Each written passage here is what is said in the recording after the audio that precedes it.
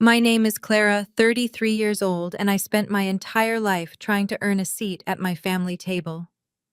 But as I sat in a freezing interrogation room at Frankfurt Airport, staring at two stern German border police officers, the truth finally sank in.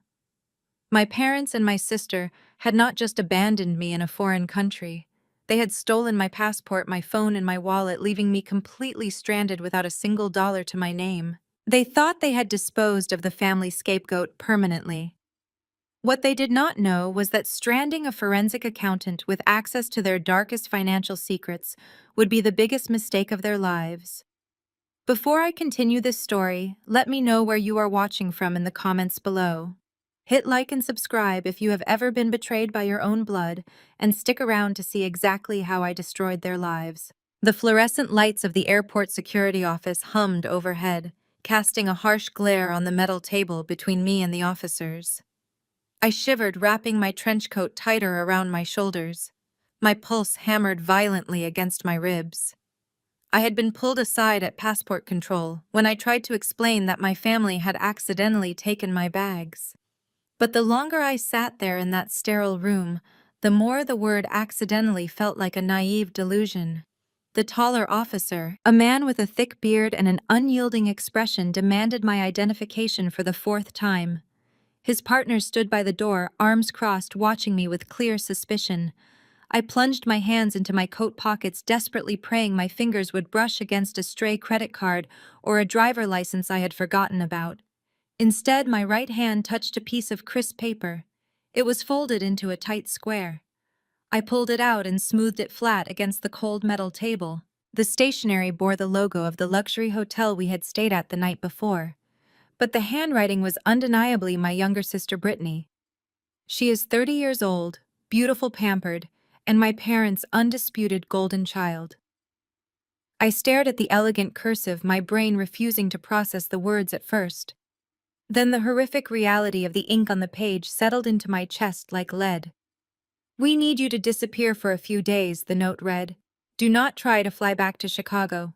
Mom and Dad say this is a necessary sacrifice for the family." The air vanished from my lungs. A necessary sacrifice. My hands began to shake so violently that the paper rattled against the table. I read the words again and again, hoping the sentence would magically change into a cruel prank. But the calculated malice remained. Panic, sharp and suffocating, seized my throat. I was thousands of miles away from home. I had absolutely no money. I had no identification to prove I was an American citizen. I had no phone to call for help or contact the authorities. I was utterly alone, erased from my own life by the very people who were supposed to protect me. The officers exchanged a look, their patience clearly wearing thin as they watched my silent breakdown. They asked me to explain the note. How could I possibly explain to these strangers that my own mother had orchestrated this trap? The memory played in my mind with sickening clarity. Just 2 hours earlier, we were in the first-class lounge, waiting for our connecting flight to Chicago. This entire European trip had been pitched to me as a family reconciliation vacation. It was generously funded by my arrogant brother-in-law, Jamal. Jamal is 34, an African-American investment banker with a taste for flashy cars and a talent for making me feel entirely inferior. My parents, Patricia, who is 60, and Gregory, who is 62, worshipped him because his money fueled their country club lifestyle.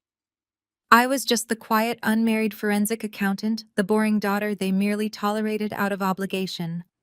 In the lounge, Patricia, who is always hyper-focused on appearances, had clumsily bumped into a waiter, spilling hot coffee all over my blouse. She gasped, playing the apologetic mother perfectly, and offered to hold my heavy leather tote bag while I rushed to the restroom to clean up. My passport, my phone, my wallet, everything I needed to survive was in that bag. When I emerged from the restroom 10 minutes later, scrubbing at the stain on my shirt, the lounge seating area was completely empty.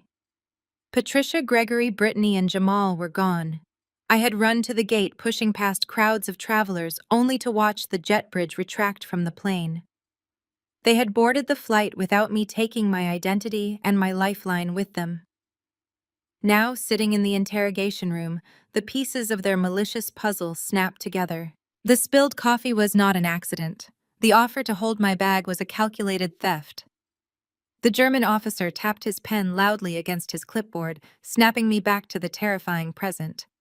He informed me in heavily accented English that without proper identification or a valid visa, they had no choice but to transfer me to an immigration holding facility for undocumented individuals. The walls of the small room felt like they were closing in on me. I tried to speak to beg them to let me contact the American consulate, but my voice failed me. I was about to be locked away in a foreign detention center, completely stripped of my identity, while my family flew back to the comfort of their lives in Chicago. The sheer cruelty of their actions left me paralyzed, staring blankly at the officers as they began to fill out my detention paperwork. Suddenly, the heavy metal door swung open. A man stepped into the cramped room, radiating an undeniable aura of wealth and authority. He was tall, dressed in an impeccably tailored charcoal suit, accompanied by a sharp-looking man clutching a leather briefcase. It was Harrison Tate, a 40-year-old venture capitalist I had recognized earlier from financial magazines. He had been sitting in the first-class lounge when my mother orchestrated her little coffee spill. The German officers immediately stood up, their hostile demeanor shifting to respectful attention as Harrison and his lawyer presented diplomatic and corporate credentials. Harrison bypassed the authorities entirely and walked straight to my chair. He leaned down, his expensive cologne cutting through the stale airport air, and positioned himself between me and the police. He lowered his voice so only I could hear. "Pretend you are with me. My private jet is waiting on the tarmac."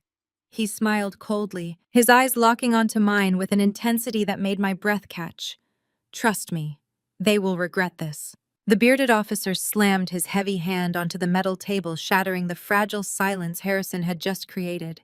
He rattled off a rapid stream of harsh German, pointing an accusatory finger directly at me. His partner moved closer, his hand resting instinctively on his heavy utility belt. The lawyer accompanying Harrison stepped forward smoothly, intercepting the aggression with a calm, authoritative tone, presenting a thick stack of embossed credentials. But the officers were not easily swayed. To them, I was not a victim of a sophisticated family betrayal. I was an undocumented traveler, a potential security threat, spinning wild, hysterical accusations to avoid deportation.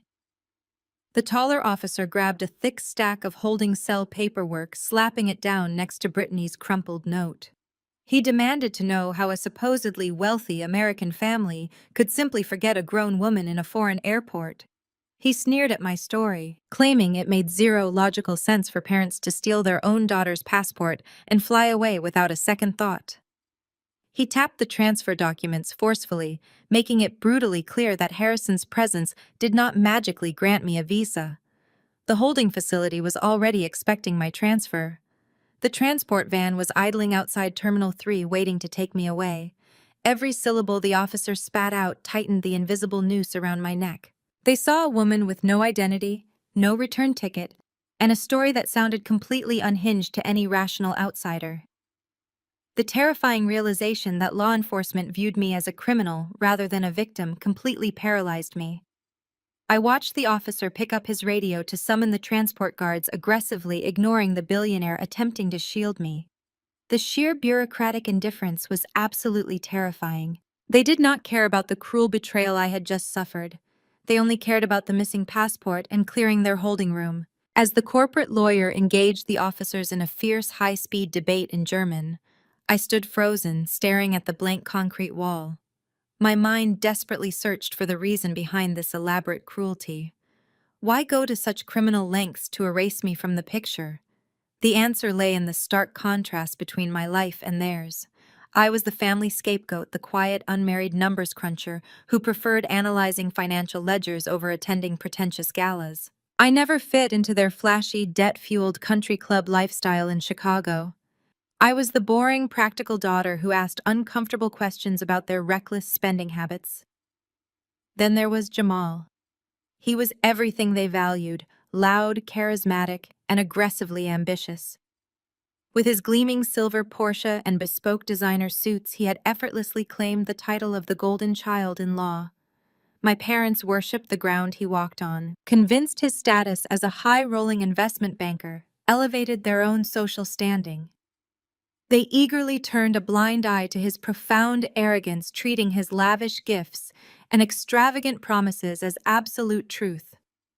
Next to his blinding, superficial success, my quiet stability was an embarrassment to them. I was a constant, irritating reminder of the practical reality they desperately wanted to escape. Jamal had convinced them that my conservative nature was holding the family back from true elite status. Stranding me was not just about removing an annoyance. It was a calculated purge, a way to cut the dead weight, so they could fully embrace the fraudulent empire Jamal was building for them. They resented my independence because it highlighted their own financial insecurities and endless pursuit of shallow validation. Every time I had tried to warn my father about the dangerous financial maneuvers, Jamal was bragging about my parents accused me of being a jealous, bitter spinster. They chose his glittering lies over my professional truth. Leaving me locked away in Europe was their ultimate way of silencing the only person who could see through Jamal's perfect facade. The sound of Harrison dropping a heavy leather binder onto the table pulled me from my dark thoughts. He did not raise his voice, but the sheer command in his posture forced the officers to stop talking immediately. He spoke to them in flawless, commanding German, his tone brokering absolutely zero debate. While I could not understand every word, the impact was immediate and undeniable. The taller officer lowered his radio, his aggressive stance faltering under Harrison's icy stare. Harrison switched back to English, looking directly at the commanding officer. He explained that he had been sitting in the VIP lounge directly across from us. He detailed exactly how he watched the older woman deliberately spill her coffee and smoothly slide my leather tote bag under her own luggage cart while I was distracted. He admitted he had not realized the malicious intent at the time, assuming it was a simple mix-up among traveling companions, until he saw border control dragging me away from the departure gates. His lawyer produced a corporate guarantee document, a legally binding bond from one of the largest venture capital firms in Europe, officially taking full legal and financial responsibility for my presence in the country. The lawyer slapped the platinum-embossed bond down right over the holding cell paperwork. Harrison did not just offer an alibi. He essentially purchased my immediate freedom using corporate diplomatic immunity. The officers scrutinized the paperwork, their skepticism melting into reluctant deference. They realized they were no longer dealing with an undocumented stray, but a woman backed by immense institutional power. The taller officer finally nodded, sliding the detention forms into the trash. Harrison turned to me, offering his arm with a steady, reassuring grace. He guided me out of that suffocating interrogation room, leaving the stunned police officers behind. As the heavy doors closed, the reality of his intervention settled over me. He had just saved me from an international nightmare, setting the stage for a reckoning my family would never see coming. We walked briskly down the sterile corridor toward the tarmac. The transition from the claustrophobic interrogation room to the sprawling sunlit corridors of the private aviation terminal felt entirely surreal. Harrison's legal team moved with frightening efficiency, ruthlessly dismantling the bureaucratic red tape that had threatened to cage me just moments before. I watched his lead attorney hand over a series of stamped documents to a senior border official, speaking in rapid, hushed tones that immediately smoothed away any remaining friction.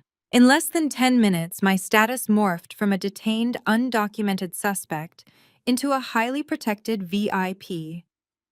Security doors that previously required multiple keycards and intense scrutiny swung open effortlessly at Harrison's mere nod. Staff members who had previously glared at me with deep suspicion now averted their eyes, stepping aside to let us pass. The sheer speed of this transformation sent my mind reeling. A profound psychological shock took root in my chest, battling against the heavy, suffocating numbness of my family's betrayal. How could the people who raised me leave me to rot in a foreign cell while a complete stranger utilized his immense power to pull me from the wreckage? A fierce, blinding anger began to burn through the fog of my despair. My parents and my sister had meticulously planned this entire setup. They had smiled at me over expensive airport lattes, clinked their glasses to family unity, and then coldly walked away, leaving me to the mercy of international immigration law. Every single step I took toward the exit fueled a growing, undeniable rage deep inside my core. My hands curled into tight fists inside my coat pockets. I was no longer just the quiet, discarded sister mourning the loss of a family bond. I was a professional who had been ambushed and stripped of my basic human rights by the very people I shared a last name with. Harrison walked slightly ahead of me, his posture exuding a calm, impenetrable confidence that anchored my racing thoughts. He did not ask if I was okay, sparing me the obligation of feigning fake strength. Instead, he simply cleared the path, shielding me from the lingering stares of the airport personnel. We bypassed the regular security checkpoints, completely stepping through a set of frosted glass doors that led directly out into the crisp, cool European air. The fresh wind hit my face, clearing the remnants of my panic and replacing it with pure, solid resolve. The roar of jet engines filled the expansive tarmac. Sitting prominently on the private runway was a sleek, pristine Gulfstream jet, its silver exterior gleaming under the afternoon sun. A flight attendant in a tailored uniform stood at the base of the descending stairs waiting to receive us. The wind whipped my hair across my face, biting into my cheeks, but the physical sensation only sharpened my focus.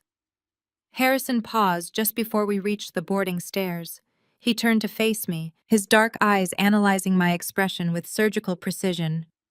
He did not offer empty platitudes or gentle words of comfort. He treated me like a peer, a fellow tactician standing on a hostile battlefield. I realized my existence had just become a high-stakes chess match. "What do you have that they want badly enough to strand you on another continent?" he asked, his voice cutting cleanly through the roaring engine noise.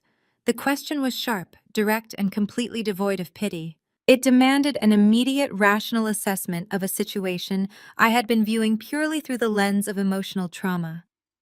I stared at him, the harsh wind suddenly feeling completely irrelevant to my rapidly shifting mindset. My family did not just abandon me out of spite or petty cruelty.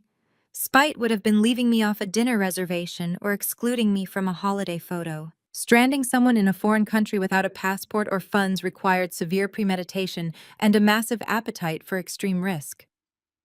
They had committed a federal crime by stealing my identification and orchestrating my detention. People do not risk prison time simply because they find their daughter boring.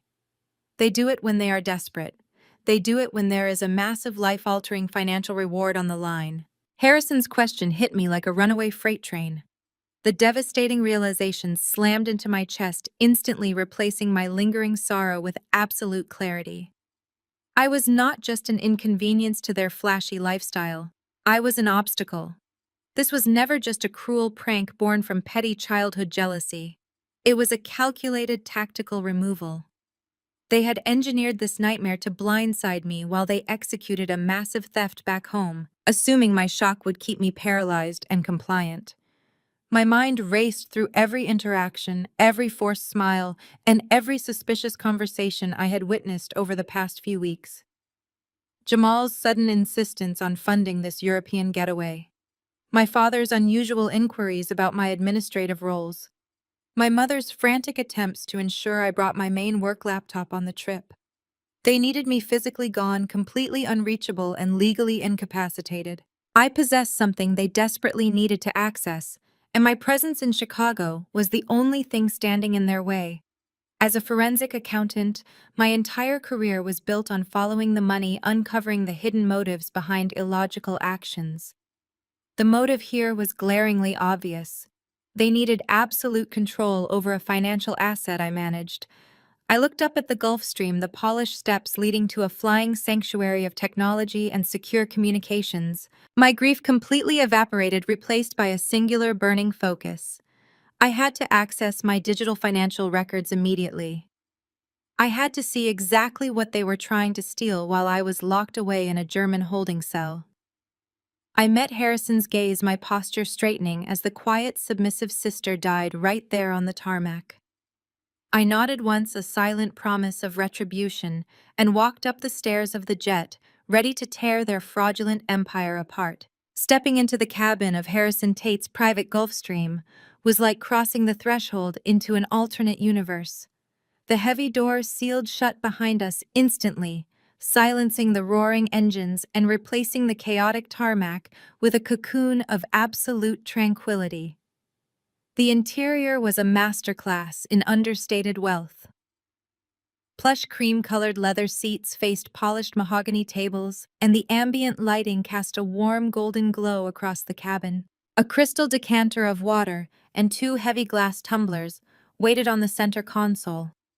The extreme luxury felt jarring against the raw, jagged edges of my current trauma. Just an hour ago, I was sitting on a metal chair in a sterile holding cell bracing for deportation and feeling entirely disposable. Now, I was wrapped in an environment designed to cater to the elite. I took a seat across from Harrison, sinking into the soft leather. I was still wearing the same clothes my mother had ruined with her perfectly timed coffee spill, but the stain no longer mattered. The physical discomfort was completely overshadowed by the burning need for answers. Harrison did not offer me a drink or ask how I was feeling. He simply reached into his leather briefcase and pulled out a sleek matte black laptop. He slid it across the polished wood table toward me, followed by a small, heavy rectangular device. "The laptop is military grade," he stated, his tone strictly business. "It is fully encrypted and running through a dedicated satellite internet connection. No local networks, no firewalls, no digital footprint. You have completely unrestricted access to the global web, and absolutely no one can track your IP address from this cabin. Do what you need to do." I pulled the device closer to me, feeling the cool metal beneath my shaking fingertips. I opened the laptop and the screen flared to life, illuminating the cabin with a harsh bluish light. My fingers hovered over the keyboard for a fraction of a second before muscle memory took completely over. I was no longer the discarded daughter. I was a senior forensic accountant, operating in my element. I bypassed the standard login screens, accessing a secure virtual private network that routed my connection through encrypted servers in Switzerland. I needed to get into my primary financial dashboard, but without my phone, for two-factor authentication, I had to rely on the emergency backdoors I had established years ago. I initiated a sequence of secure cloud backups, answering a rapid-fire series of complex security questions that only I knew. Within 3 minutes, the reinforced digital walls of my personal servers lowered. I navigated directly to the most critical asset I managed. My grandfather had been a shrewd, quiet man who saw right through my parents' reckless financial behavior. Before he passed away, he established a $4 million irrevocable trust. He specifically bypassed my mother and father entirely, naming me as the primary administrative trustee. I controlled the disbursements, the investments, and the overarching security of that massive fund. My family knew the money existed, but they legally could not touch a single cent without my explicit verified authorization. I pulled up the primary ledger, my eyes scanning the rows of data with practiced precision. Forensic accounting is not just about reading numbers. It is about identifying anomalies, spotting the subtle deviations that signal a breach. I checked the transaction history for the past 48 hours. My heart slammed against my ribs as a massive red flag appeared on the screen. The secure system, which had remained dormant for months, suddenly displayed an aggressive flurry of recent activity. Multiple failed login attempts had been registered from an IP address in Chicago, followed by a successful bypass protocol initiated just hours after my flight to Europe had taken off. They had breached the outer firewall. I dug deeper into the audit logs, tracing the exact sequence of commands. Whoever was on the other end had spent the entire time I was in the air dismantling the secondary security measures. My breath caught in my throat as I reached the core financial hub. The money was no longer sitting safely in the secure holding accounts. The system displayed a massive pending wire transfer request designed to drain the entire $4 million trust in a single, devastating sweep. The funds were currently in a mandatory holding pattern waiting for the final international clearing cycle to complete. Attached to the bank request was a heavily encrypted PDF file. I downloaded the document and threw it onto the main screen. It was a formal power of attorney. The legal language was thick and aggressively drafted, explicitly claiming that I was currently unreachable abroad and utterly incapable of managing my financial duties. The document authorized full administrative control to be immediately transferred to my father, Gregory, and my brother-in-law, Jamal. They had forged my signature at the bottom, perfectly mimicking the slight slant of my handwriting. The trap was so much darker and far more sinister than I had ever imagined. They had not just stolen my passport to ruin a vacation. They had meticulously orchestrated my international detention to establish a verified paper trail of my absence. By stranding me in Europe without identification or a phone, they created the exact emergency scenario required to activate the forged legal documents. The German authorities holding me incommunicado would serve as their ultimate alibi. While I was rotting in a holding cell fighting just to prove my basic identity, they were back in Chicago, liquidating my grandfather's entire legacy. This was not just a petty family squabble or a moment of toxic favoritism. This was a highly coordinated multi-million-dollar heist. They had planned to steal my entire future, leaving me destitute and trapped in a foreign legal system. They wanted me completely erased from society permanently. The absolute magnitude of their betrayal settled into my bones, turning my lingering sorrow into pure, unadulterated, unforgiving ice. I did not waste another second staring at the forged signature.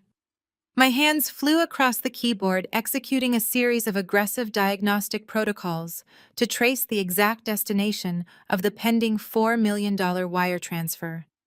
As a forensic accountant, I knew that financial criminals rarely moved stolen funds directly into a personal checking account.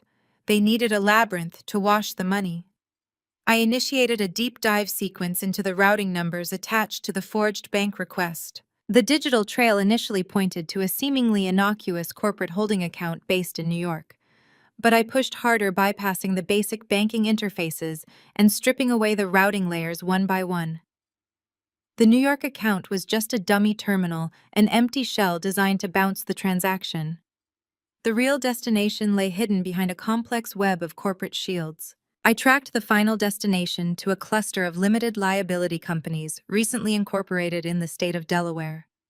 Delaware is notorious for its corporate secrecy laws, making it the perfect haven for hiding stolen assets from a casual observer. But my family had made a fatal error. They severely underestimated my level of professional access to federal registry databases. I ran a comprehensive cross-reference search on the registered agents and the hidden executive officers of those specific limited liability companies. The screen rapidly populated with the official incorporation documents. The primary managing directors for every single shell company were listed clearly in black and white.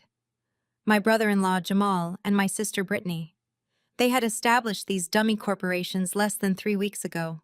The timeline aligned perfectly with the day Jamal suddenly offered to pay for our supposed European family reconciliation trip. They had spent weeks carefully building the buckets to hold my stolen money, ensuring the funds would be immediately washed and untraceable by the time I managed to contact a lawyer or the American authorities. Every single keystroke revealed the shocking depth of their coordinated attack. They were not just stealing my grandfather's legacy. They were actively laundering it through a sophisticated domestic network. The sheer audacity of their plan was staggering, but their execution was incredibly arrogant. They left a massive digital footprint, assuming I would never be in a position to look for it. I extracted the raw IP logs associated with the creation of the shell companies. The digital fingerprints pointed directly to the IP address of Jamal's home office in Chicago. He had literally engineered my financial ruin while sitting at the custom mahogany desk my parents had bought him as a wedding gift. I downloaded every piece of this metadata, creating an unassailable evidentiary chain. Harrison watched my frantic typing with quiet, analytical admiration. He leaned back in his leather seat, his eyes tracking the reflection of the financial data scrolling rapidly across my face. He finally broke the silence, asking why a supposedly wealthy, successful investment banker like Jamal would resort to executing federal wire fraud and identity theft against his own family member. I did not stop typing as I explained the toxic reality of my sister and brother-in-law. Jamal was severely over-leveraged. His entire flashy lifestyle, the luxury sports cars, the bespoke designer suits, the endless country club tabs was a complete illusion. It was built entirely on massive high-interest credit card debt and incredibly risky margin loans that were currently imploding. He was bleeding cash daily just to maintain the fake image of a titan of industry. And Brittany absolutely refused to downgrade her extravagant lifestyle. She threw absolute fits if she could not buy the latest seasonal designer collections or host lavish, heavily catered parties for her shallow social circle. My parents eagerly enabled this shared delusion. They constantly praised Jamal's fake success, while aggressively ignoring the glaring financial red flags I had tried to point out for years. Jamal was drowning in debt, facing imminent professional and personal ruin. My $4 million trust fund was their ultimate desperate bailout. To them, my money was just sitting there wasted on a boring accountant. They chose to permanently sacrifice my freedom and completely destroy my future, rather than face the public humiliation of losing their fake elite status. I was the collateral damage required to keep their pathetic debt-ridden fantasy alive. They felt completely justified in ruining my life to save theirs. I shifted my focus back to the banking portal, checking the exact timestamp on the pending transfer. The international wire was scheduled to clear its final security protocol in exactly 12 hours. I glanced at the flight tracking data on my secondary screen. 12 hours was precisely when my family's return flight was scheduled to land at Chicago O'Hare International Airport. The timing was sickeningly poetic. They planned to step off the plane, turn on their phones, and see $4 million safely deposited into their fraudulent shell accounts, all while believing I was locked in a German detention center without a voice. My initial instinct was to hit the cancel button to immediately block the transfer and securely lock down the trust fund. But my hand paused over the trackpad. If I canceled the transaction right now, Jamal would instantly receive a banking alert. He would know I had somehow escaped the airport trap and accessed the secure network. He would immediately begin covering his tracks, deleting the shell companies, and destroying the digital evidence of the forged documents. I could not let that happen. Simply stopping the theft was not enough anymore. I needed them to feel completely safe. I needed them to fully execute their criminal plan and incriminate themselves beyond any shadow of a reasonable doubt. I had to let the wire fraud progress to the point of no return. I had to let them hang themselves with their own greed. I turned away from the banking portal and reached for the satellite phone Harrison had placed on the table. The heavy device felt cool and unfamiliar, but I knew exactly how to utilize its encrypted tethering capabilities. I connected the satellite phone directly to the military-grade laptop, bridging a secure, completely untraceable network tunnel that bypassed standard commercial servers.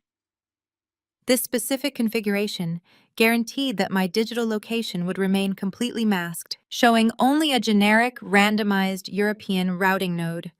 Jamal was arrogant, but he still had access to corporate tracking tools. If he saw an IP address pinging from a private Gulfstream jet traveling at high altitude across the Atlantic Ocean, he would immediately know his grand plan had been compromised.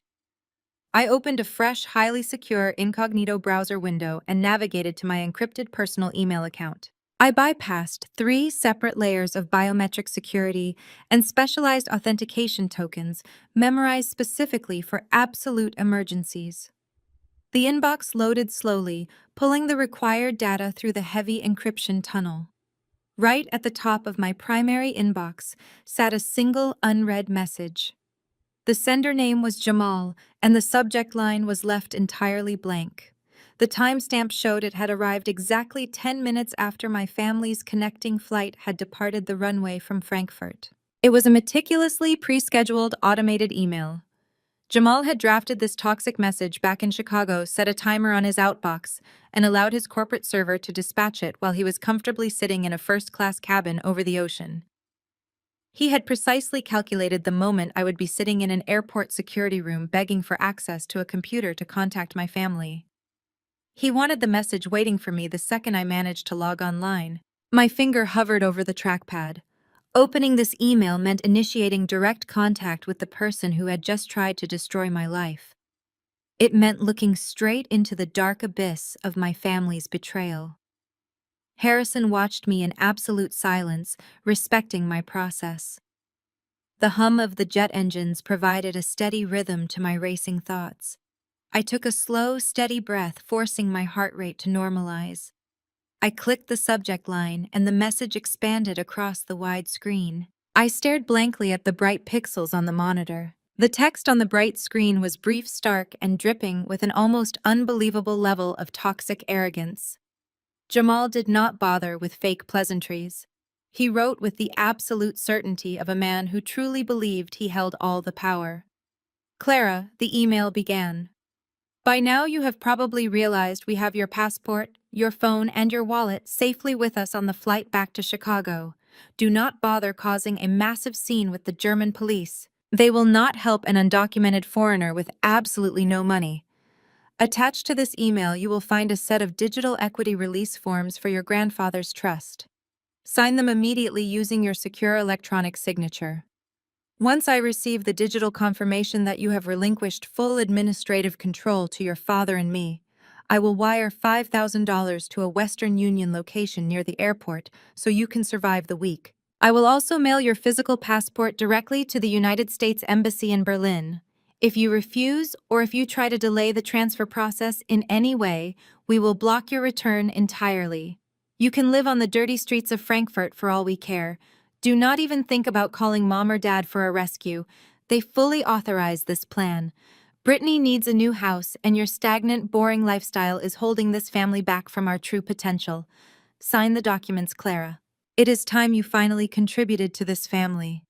I read the vicious words, letting the sheer audacity of his demands wash over my consciousness. Jamal was explicitly committing federal extortion in writing.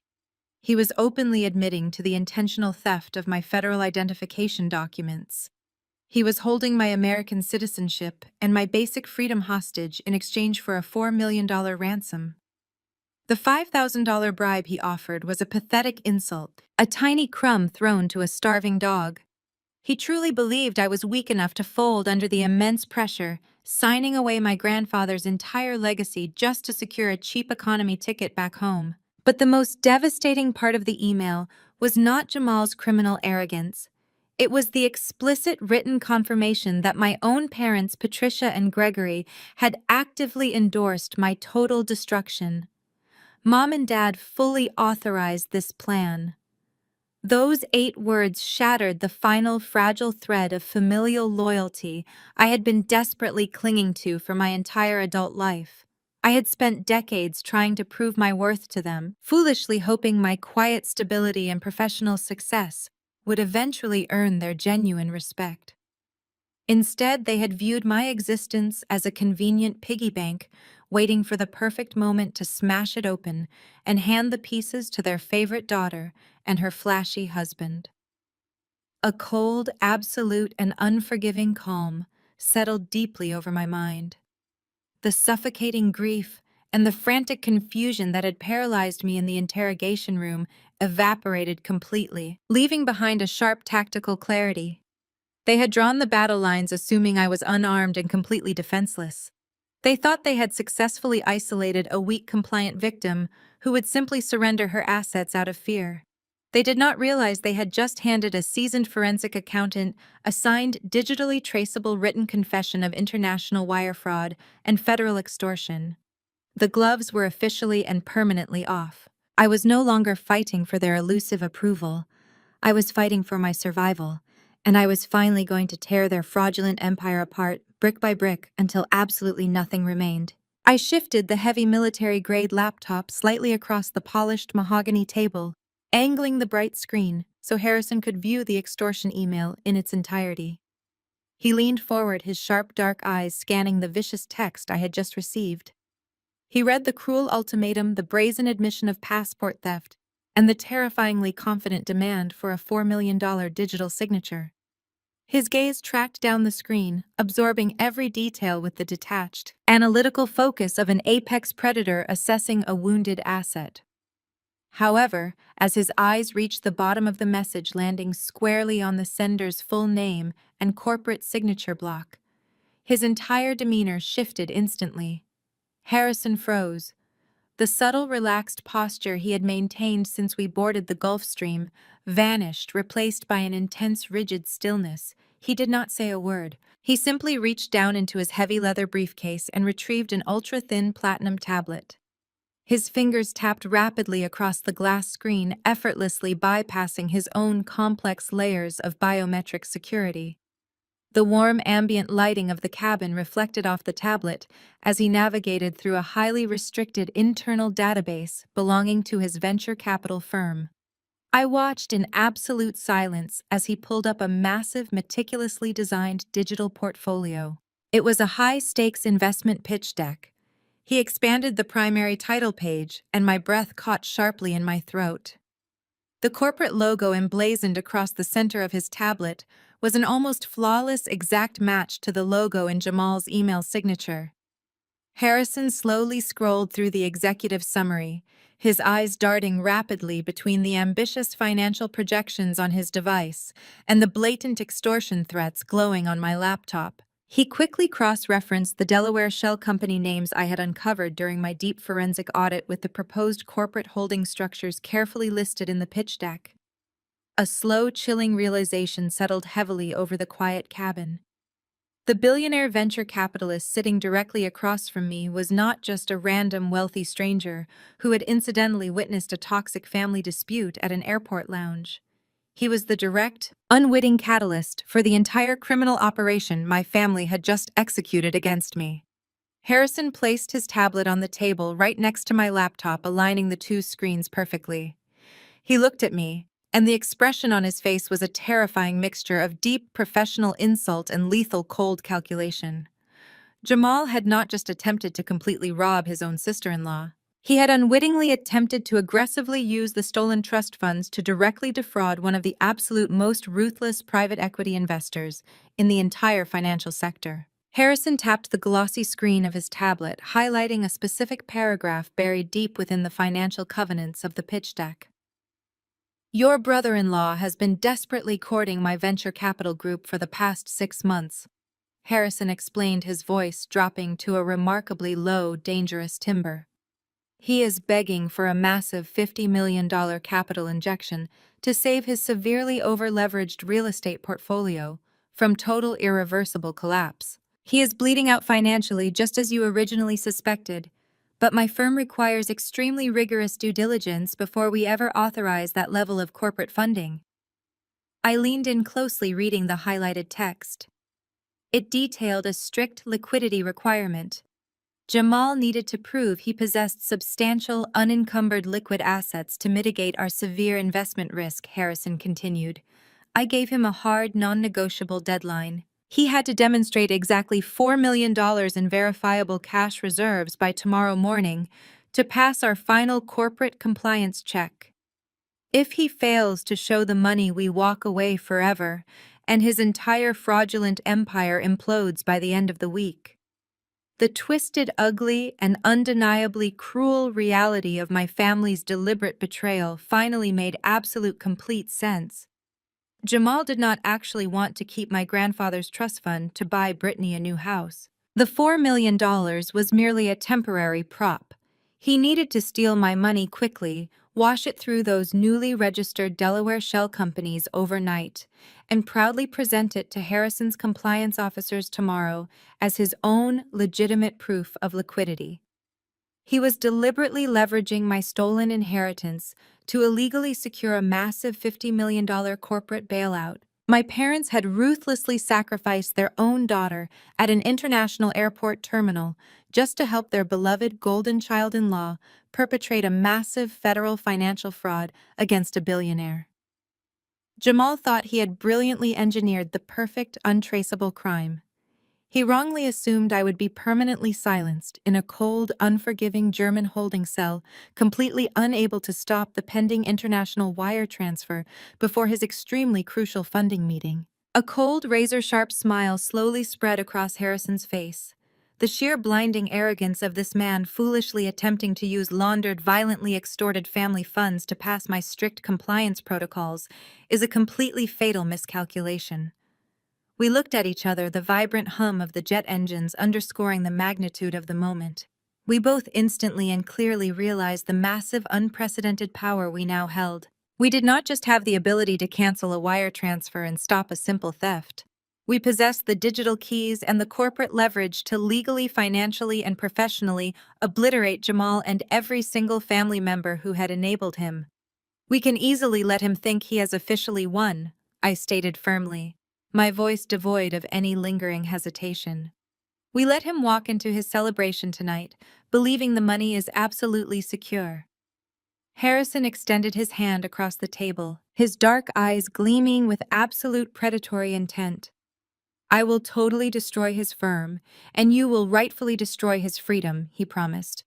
I grasped his hand tightly, confidently, sealing a ruthless, unbreakable alliance right there in the open sky, directly above the dark rolling waves of the vast Atlantic Ocean. I pulled my hand back from Harrison's tight grip and immediately turned my attention back to the military-grade laptop resting on the mahogany table.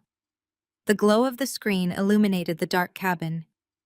It was time to give Jamal exactly what he wanted.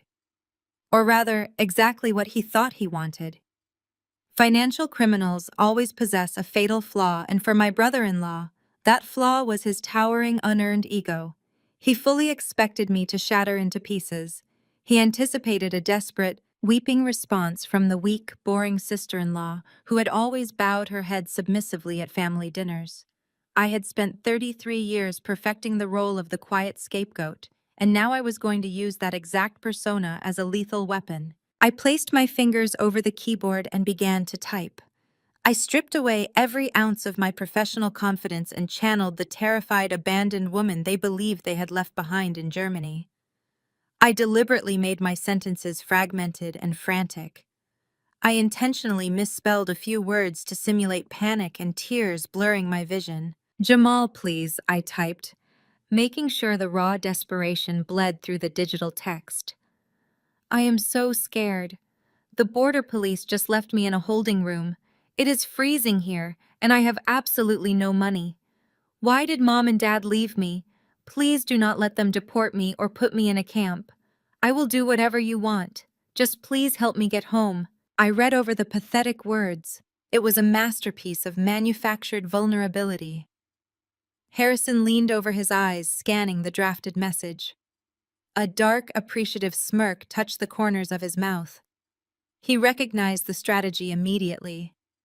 We were feeding Jamal a steady diet of absolute power, inflating his bloated ego so completely that he would ignore basic legal precautions.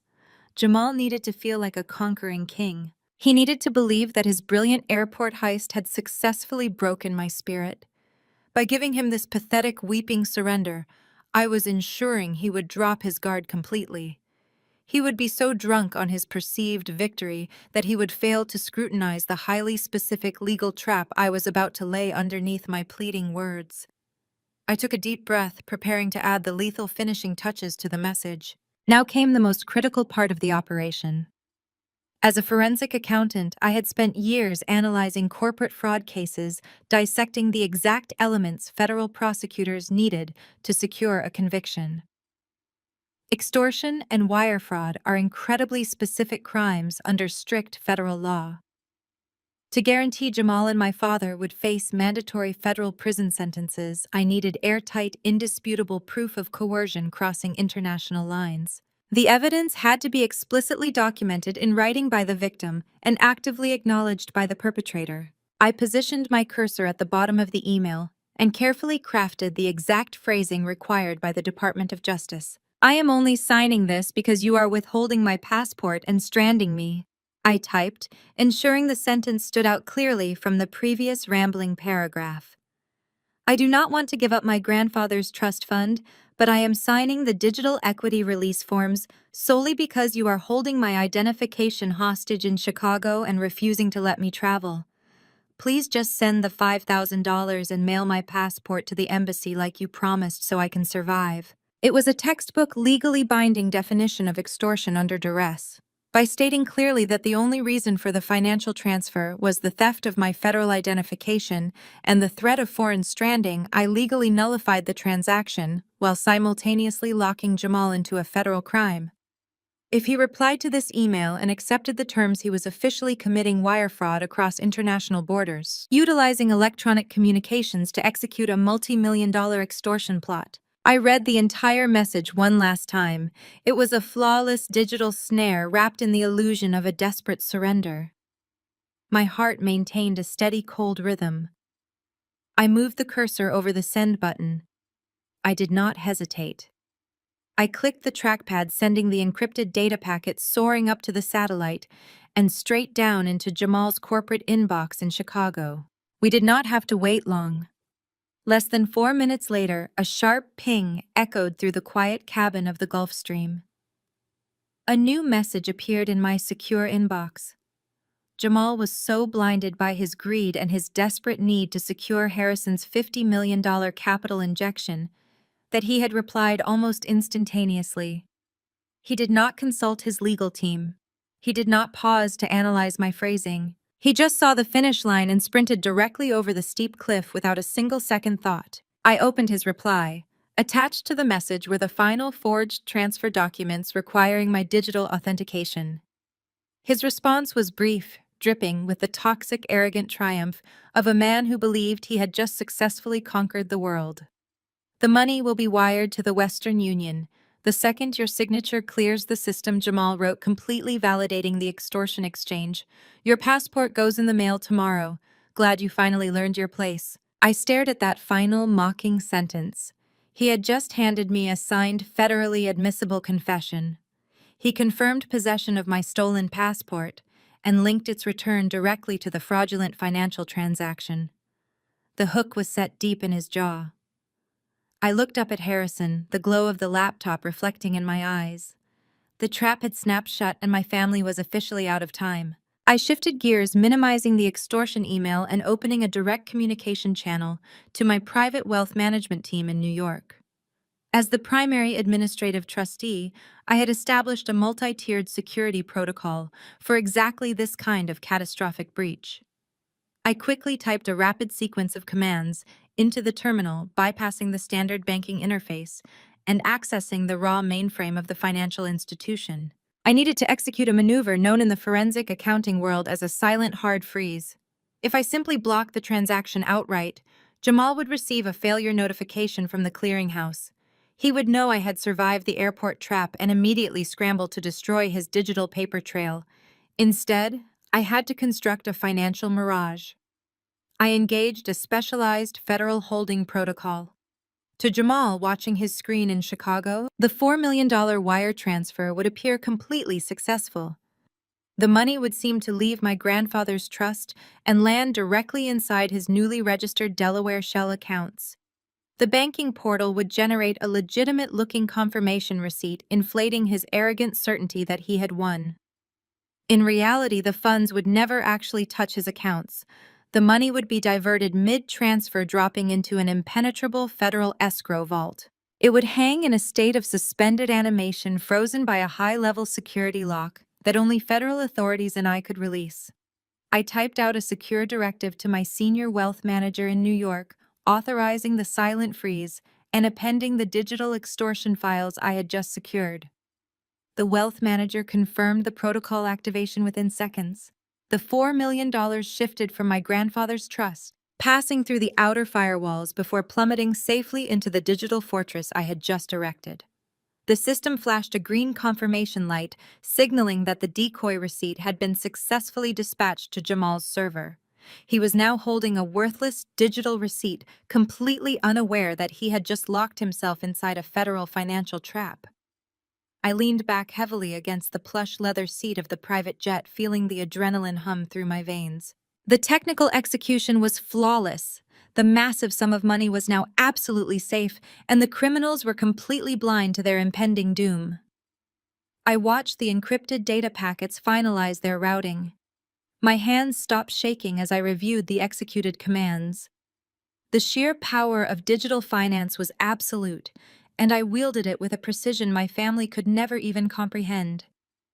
They treated me like a naive child playing with a calculator, fundamentally misunderstanding that I controlled the very architecture of their financial reality. The silent freeze was now fully operational, securing my grandfather's legacy and setting the stage for total retaliation. Harrison watched me close the terminal, his dark eyes studying my face with a mixture of professional respect and deep curiosity. He asked how a family could be so blindly confident that I would simply surrender. I looked out the window at the dark ocean below, the hum of the aircraft filling the silence.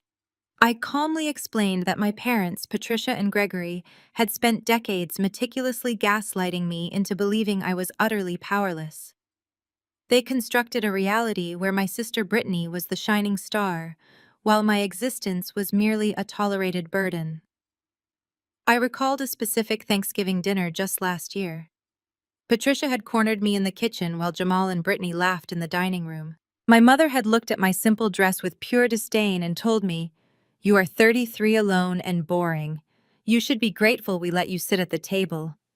She delivered those words with a casual cruelty that was designed to break my spirit and keep me entirely submissive.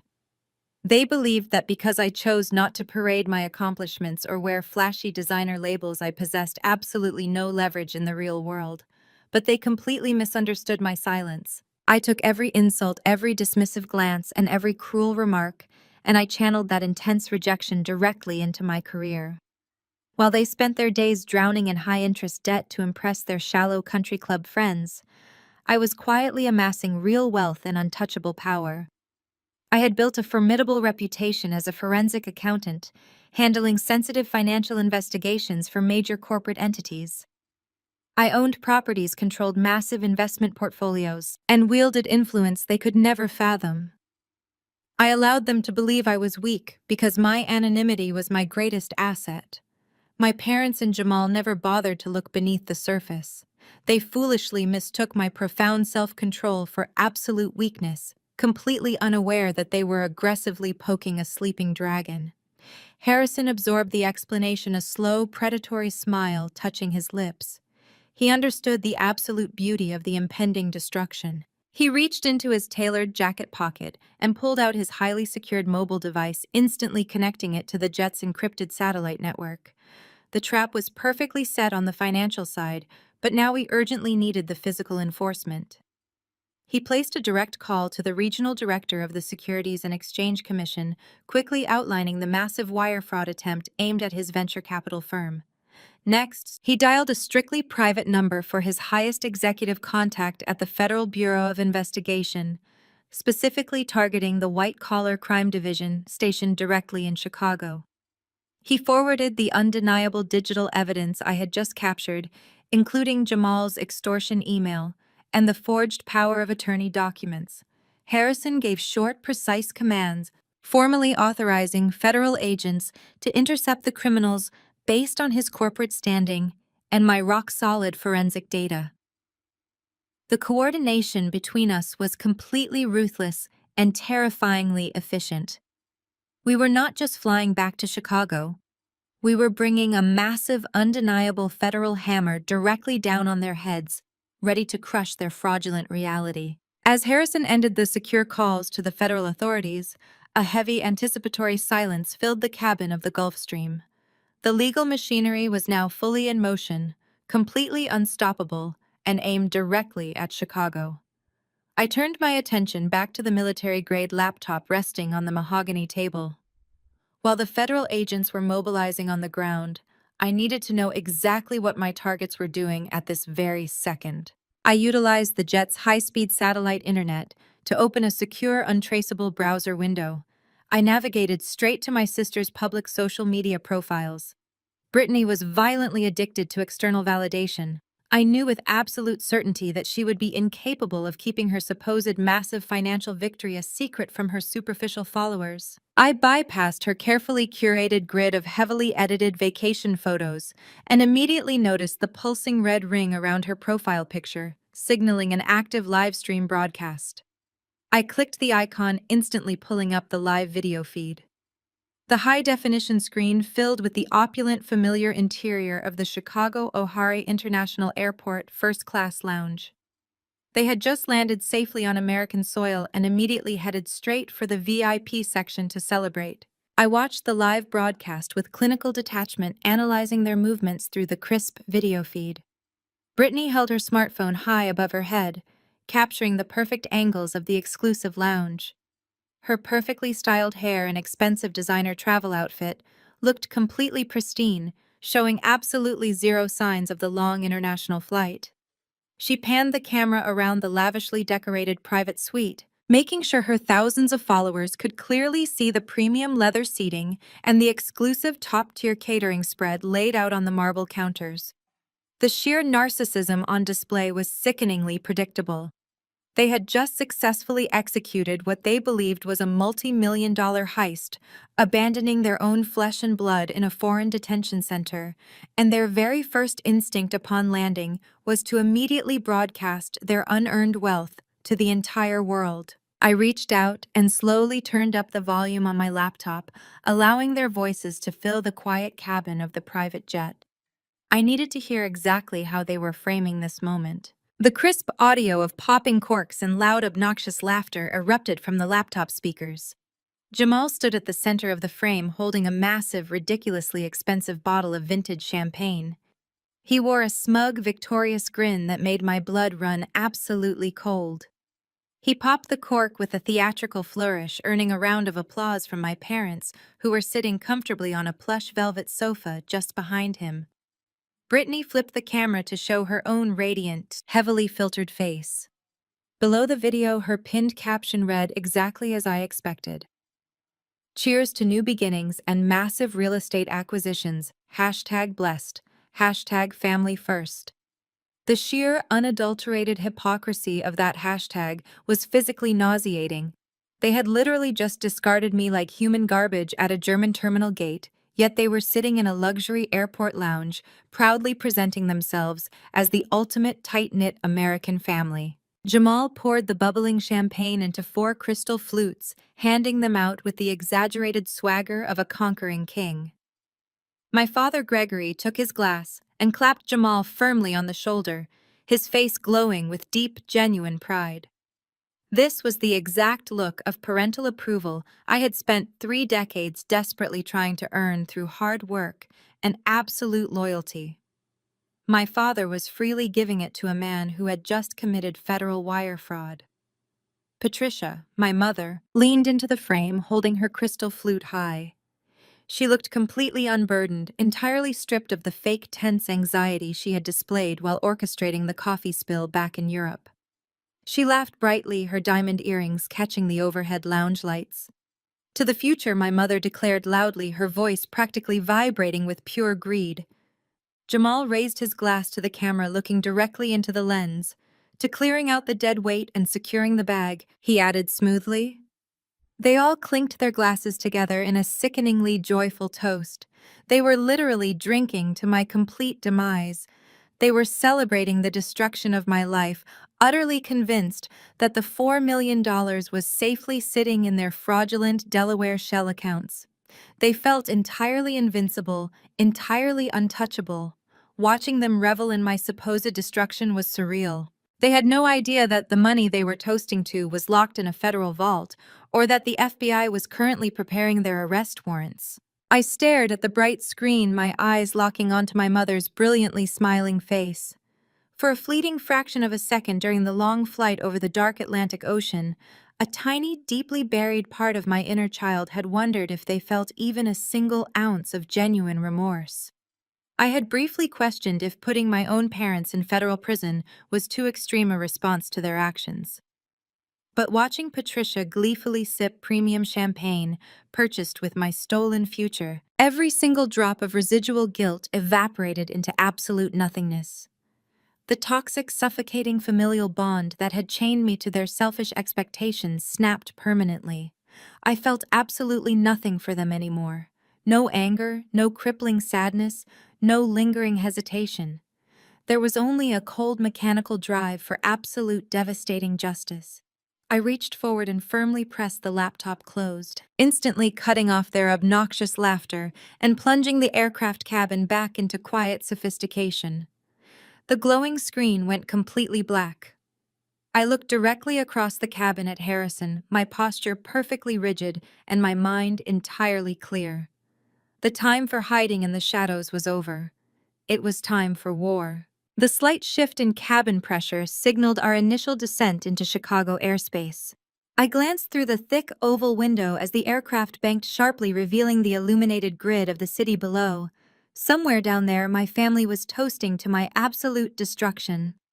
A sharp chime from Harrison's encrypted communication console pulled my attention back. His lead attorney was transmitting the final batch of legal deliverables. The sheer velocity at which Harrison's resources operated was entirely terrifying. In the span of a transatlantic flight, his corporate legal team had successfully petitioned a federal judge, leveraging his immense institutional power and my airtight digital evidence to bypass weeks of standard bureaucratic delays. The high-resolution printer secured in the aircraft console hummed to life, smoothly ejecting thick watermarked documents. Harrison gathered the fresh pages and spread them out across the mahogany table. I read the bold federal headers with profound satisfaction.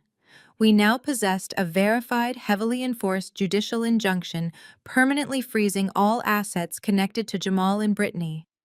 Right beneath that lay the ultimate prize: fully executed federal arrest warrants for Jamal and my father, Gregory. The charges were meticulously detailed, citing international wire fraud, felony extortion, and conspiracy to commit financial crimes.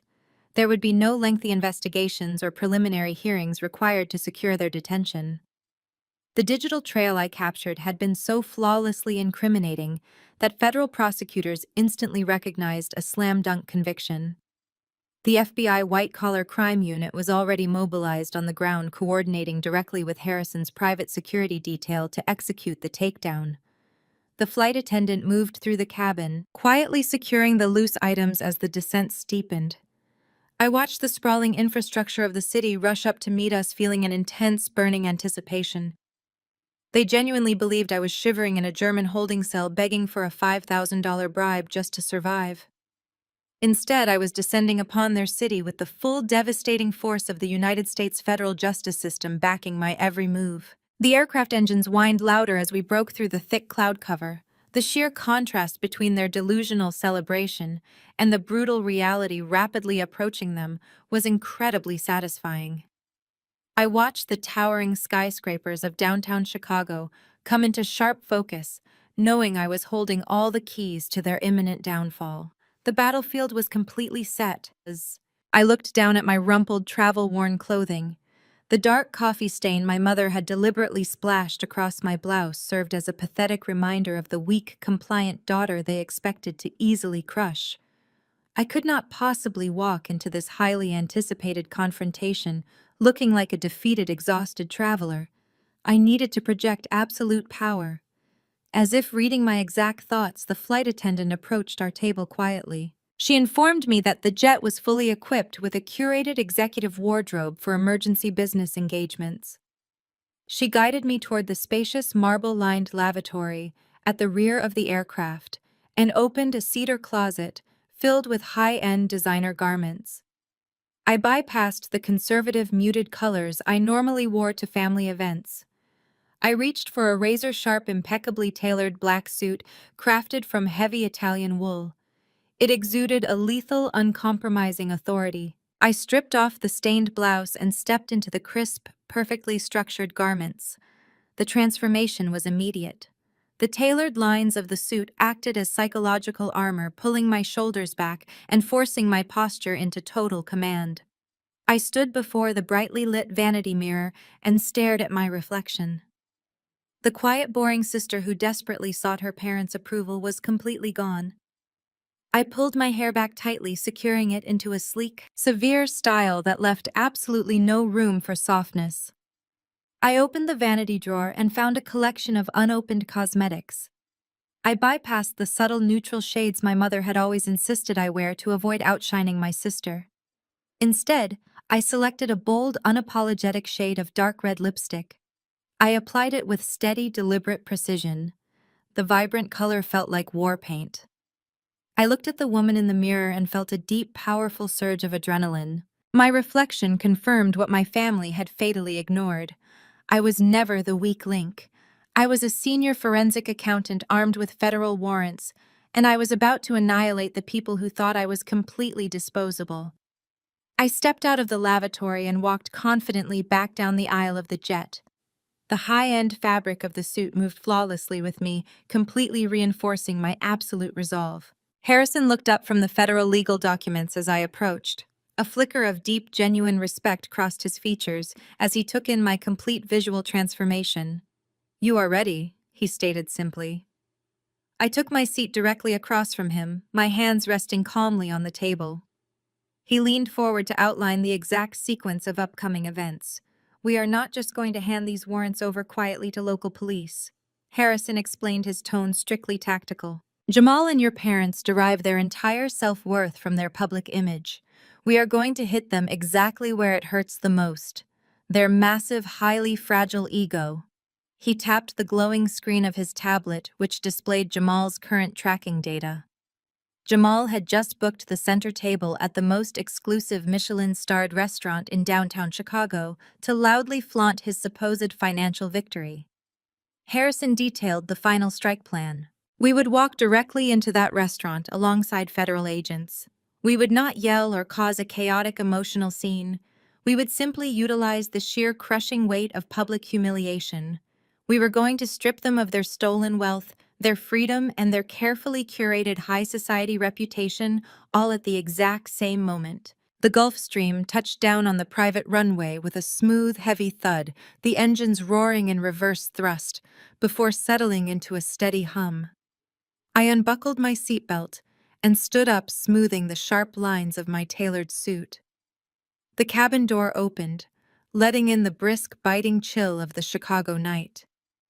Stepping out onto the metal stairs, I looked over the sprawling private aviation tarmac. Waiting for us just beyond the perimeter of the runway was a formidable fleet of 3 black, heavily tinted SUVs. The imposing vehicles idled quietly in formation, their bright headlights piercing the thick evening fog. This was not a standard airport pickup. This was a highly coordinated federal strike team preparing to deploy into the city. I descended the stairs with Harrison walking right beside me, the crisp wind failing to pierce the heavy Italian wool of my new armor. As our feet hit the concrete, 2 figures detached themselves from the deep shadows of the lead vehicle. They wore sharp, nondescript suits that screamed absolute government authority, their postures rigid and hyper-alert. They approached us with synchronized precision. Harrison stepped forward to meet them, extending a firm hand. The taller of the 2 agents returned the greeting, his intense gaze briefly flicking toward me with silent acknowledgement. Tucked tightly under his left arm were 2 thick, glaringly red folders. Even from a few paces away, I could clearly see the official federal seals stamped across the front covers. Those folders held the active federal warrants we had strategically secured while crossing the Atlantic Ocean. They contained the legally binding ruin of the arrogant men who had planned to steal my future. The second agent opened the heavy rear door of the primary SUV, gesturing respectfully for us to enter. The sheer gravity of the moment settled over the cold tarmac. These agents were not here to negotiate or ask polite questions. They had been thoroughly briefed on the blatant extortion, the forged signatures, and the massive international wire fraud. They had reviewed the irrefutable digital evidence I had meticulously gathered from the sky. My toxic family thought they were brilliant criminal masterminds operating entirely above the law. They had absolutely no idea they had just triggered a massive federal response that was currently surrounding them. I slid into the luxurious leather interior of the vehicle, the armored door shutting behind me with a solid, echoing thud. The physical isolation of the cabin perfectly mirrored the inescapable legal trap my family had just blindly walked into. We were locked, loaded, and fully authorized to proceed. I immediately opened my military-grade laptop and rested it securely on my knees as the SUV engine revved to life. While the FBI agents possessed their own formidable surveillance tools, I needed absolute real-time financial precision. As a forensic accountant, I had long ago memorized the intricate digital architecture of Jamal's financial life, back when my parents naively insisted I review his portfolio to learn how real money worked. I accessed a secure, encrypted monitoring portal, tapping directly into the routing signals of his primary credit accounts. The streaming data refreshed instantly. A bright green alert flared on my high-definition screen, indicating a massive pre-authorization charge that had just successfully cleared the banking network. I rapidly traced the merchant identification number, and a grim, highly satisfied smile touched my lips. Jamal had just opened a colossal open tab at L'Etoile, one of the most ultra-exclusive, notoriously expensive Michelin-starred restaurants located right in the heart of downtown Chicago. It was exactly the kind of pretentious high-visibility venue he strongly preferred when he wanted to aggressively flaunt his fabricated wealth. He was likely treating my parents and Brittany to a wildly extravagant dinner, loudly toasting to the successful funding he firmly believed he had just secured from Harrison's venture capital firm. He was carelessly charging thousands of dollars in premium vintage champagne and imported caviar to a credit card that was already buckling under the tremendous weight of his hidden corporate debt. Absolutely certain that my stolen $4 million would easily cover the balance by morning. The sheer blinding arrogance of choosing a crowded, highly public venue to celebrate a massive federal felony was astounding. He desperately wanted a captivated audience for his grand triumph. He actively craved the envious stares of the elite diners surrounding his lavish table. I relayed the precise geographic location to Harrison and the federal agent sitting in the front seat. The lead agent nodded once, rapidly tapping the address into their encrypted communication network. Jamal wanted a spectacular public show for his victory lap. We were about to give him a brutal performance he would never forget. The convoy of black SUVs pulled away from the private terminal, merging seamlessly onto the busy highway leading toward the gleaming heart of the city. We moved through the heavy traffic with aggressive, unstoppable momentum. The bright neon lights of Chicago bled through the dark-tinted windows, washing the quiet interior of our vehicle in shifting shades of electric blue and crimson. The vibrant, chaotic energy of the metropolis buzzed all around us, significantly heightening the intense, electric anticipation building inside the cabin. I sat perfectly still in the back seat next to Harrison, watching the towering glass skyscrapers loom larger against the dark night sky. My heartbeat remained incredibly steady, pulsing with a cold, rhythmic precision. There was absolutely no fear left in my system, no lingering anxiety about confronting the greedy people who shared my bloodline. The emotional manipulation they had consistently weaponized against me for decades had been completely neutralized by the undeniable clarity of their criminal betrayal. Harrison looked out the window, his posture relaxed, but highly alert, radiating the quiet, dangerous confidence of a man entirely accustomed to executing high-level corporate takedowns. My mind was razor-sharp, actively organizing the exact sequence of devastating events that would unfold the very second we breached the restaurant doors. Every single variable had been carefully calculated, every possible exit firmly blocked. As our vehicle swiftly exited the highway and turned onto the affluent downtown streets, the glittering marquee of the targeted restaurant came into clear view. The final stage of their total destruction was officially underway. Inside the opulent dining room of L'Etoile, the atmosphere buzzed with the quiet, expensive hum of Chicago's ultra-elite. Crystal chandeliers cast a warm, golden glow over velvet-upholstered booths and pristine white tablecloths. The air smelled of seared Wagyu black truffles and the heavy, unmistakable scent of imported cigars. Nestled directly in the center of the room, occupying the most coveted and highly visible table in the entire establishment, sat my family. They were a portrait of arrogant triumph.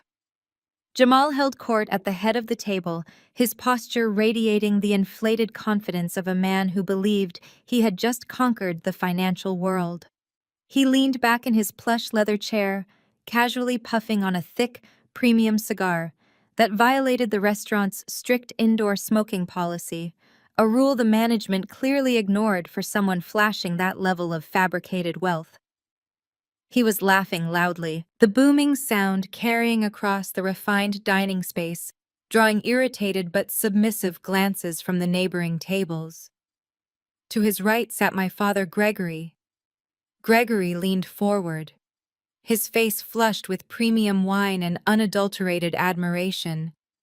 He raised his crystal glass, offering a sickeningly loud toast to the man who had just orchestrated my complete abandonment in Europe. I watched through this towering glass facade of the restaurant as my father patted Jamal firmly on the broad shoulder, declaring him the absolute savior of the family legacy.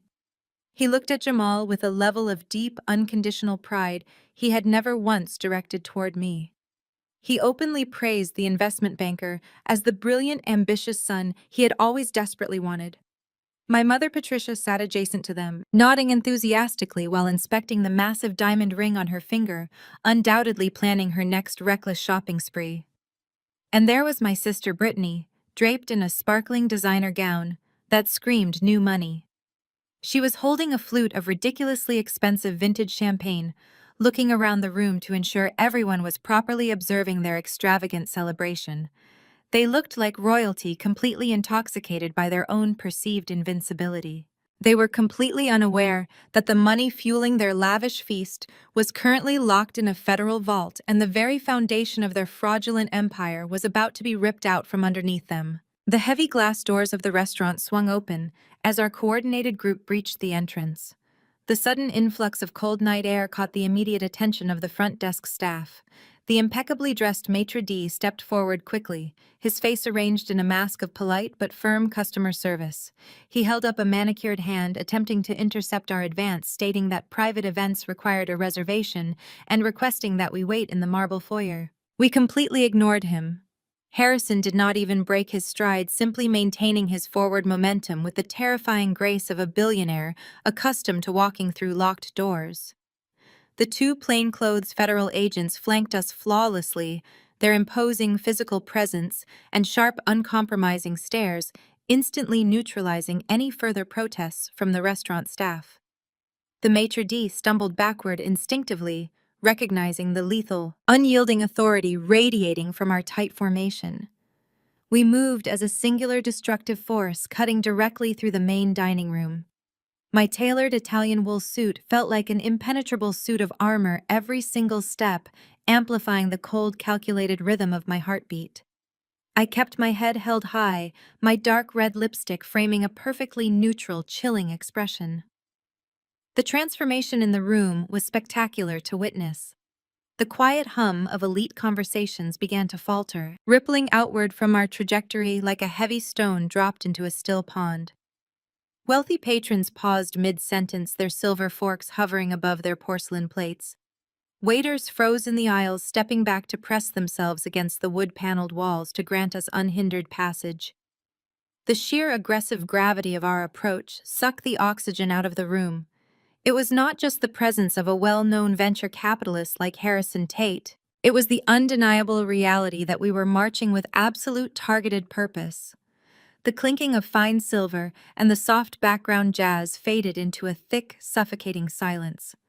We were a dark storm rolling over a perfectly manicured lawn, and the entire restaurant held its collective breath, eagerly anticipating the imminent lightning strike. We navigated the narrow pathways between the velvet booths, our eyes locked squarely on the center table. Despite the sudden oppressive silence settling over the expansive dining room, my family remained entirely engrossed in their own boisterous celebration. Jamal was mid-laugh, raising his cigar to emphasize another boastful remark. It was Brittany who noticed the drastic shift in the atmosphere first. She paused her manicured preening and glanced over Jamal's broad shoulder, annoyed by the sudden lack of ambient noise. Her eyes swept casually across the luxurious room before slamming directly into my gaze. The transition was instantaneous and brutal. The smug, self-satisfied glow on her perfectly contoured face vanished, replaced by an expression of pure, unadulterated terror. Her jaw went completely slack. The delicate crystal flute of $2,000 vintage champagne slipped right through her trembling fingers. The glass plummeted toward the ground, shattering violently against the polished marble floor. The sharp, explosive crack of the breaking crystal echoed like a gunshot through the dead silent restaurant. The golden liquid splattered across the hem of her expensive designer gown. Jamal, Gregory, and Patricia immediately snapped their heads around to follow her horrified stare. Their triumphant smiles melted into masks of absolute paralyzing dread. The discarded, boring sister. They thought they had securely locked away in a foreign country, had just arrived at their victory dinner. Patricia was the first to break the paralyzed tableau. A lifetime of country club conditioning and an absolute obsession with maintaining her social image forced her body into motion before her brain could fully comprehend the disaster standing before her. She leaped up from the plush velvet booth, her face completely drained of color. Her hands fluttered wildly in the air as she plastered on a frantic, heavily manufactured smile of maternal relief. She pitched her voice to a theatrical, breathy octave designed specifically for the neighboring tables to hear. "Clara, oh my God, you missed the flight. We were so worried about you," Patricia cried out, stepping forward with her arms outstretched, as if moving in for a desperate, loving embrace. "We searched the entire terminal. We thought you had wandered off and gotten lost. Why did you not call us?" The sheer audacity of the lie was breathtaking. She delivered the lines with the desperate, panicked energy of a cornered animal trying to gnaw its way out of a trap. I did not flinch. I did not step back. I simply stood my ground, letting her approach until she was inches away, forced to confront the absolute freezing void in my eyes. The fake smile on her face began to tremble. Her outstretched arms slowly dropped to her sides, as the reality of my tailored suit, the bold red lipstick, and the towering federal agents flanking me finally registered in her mind.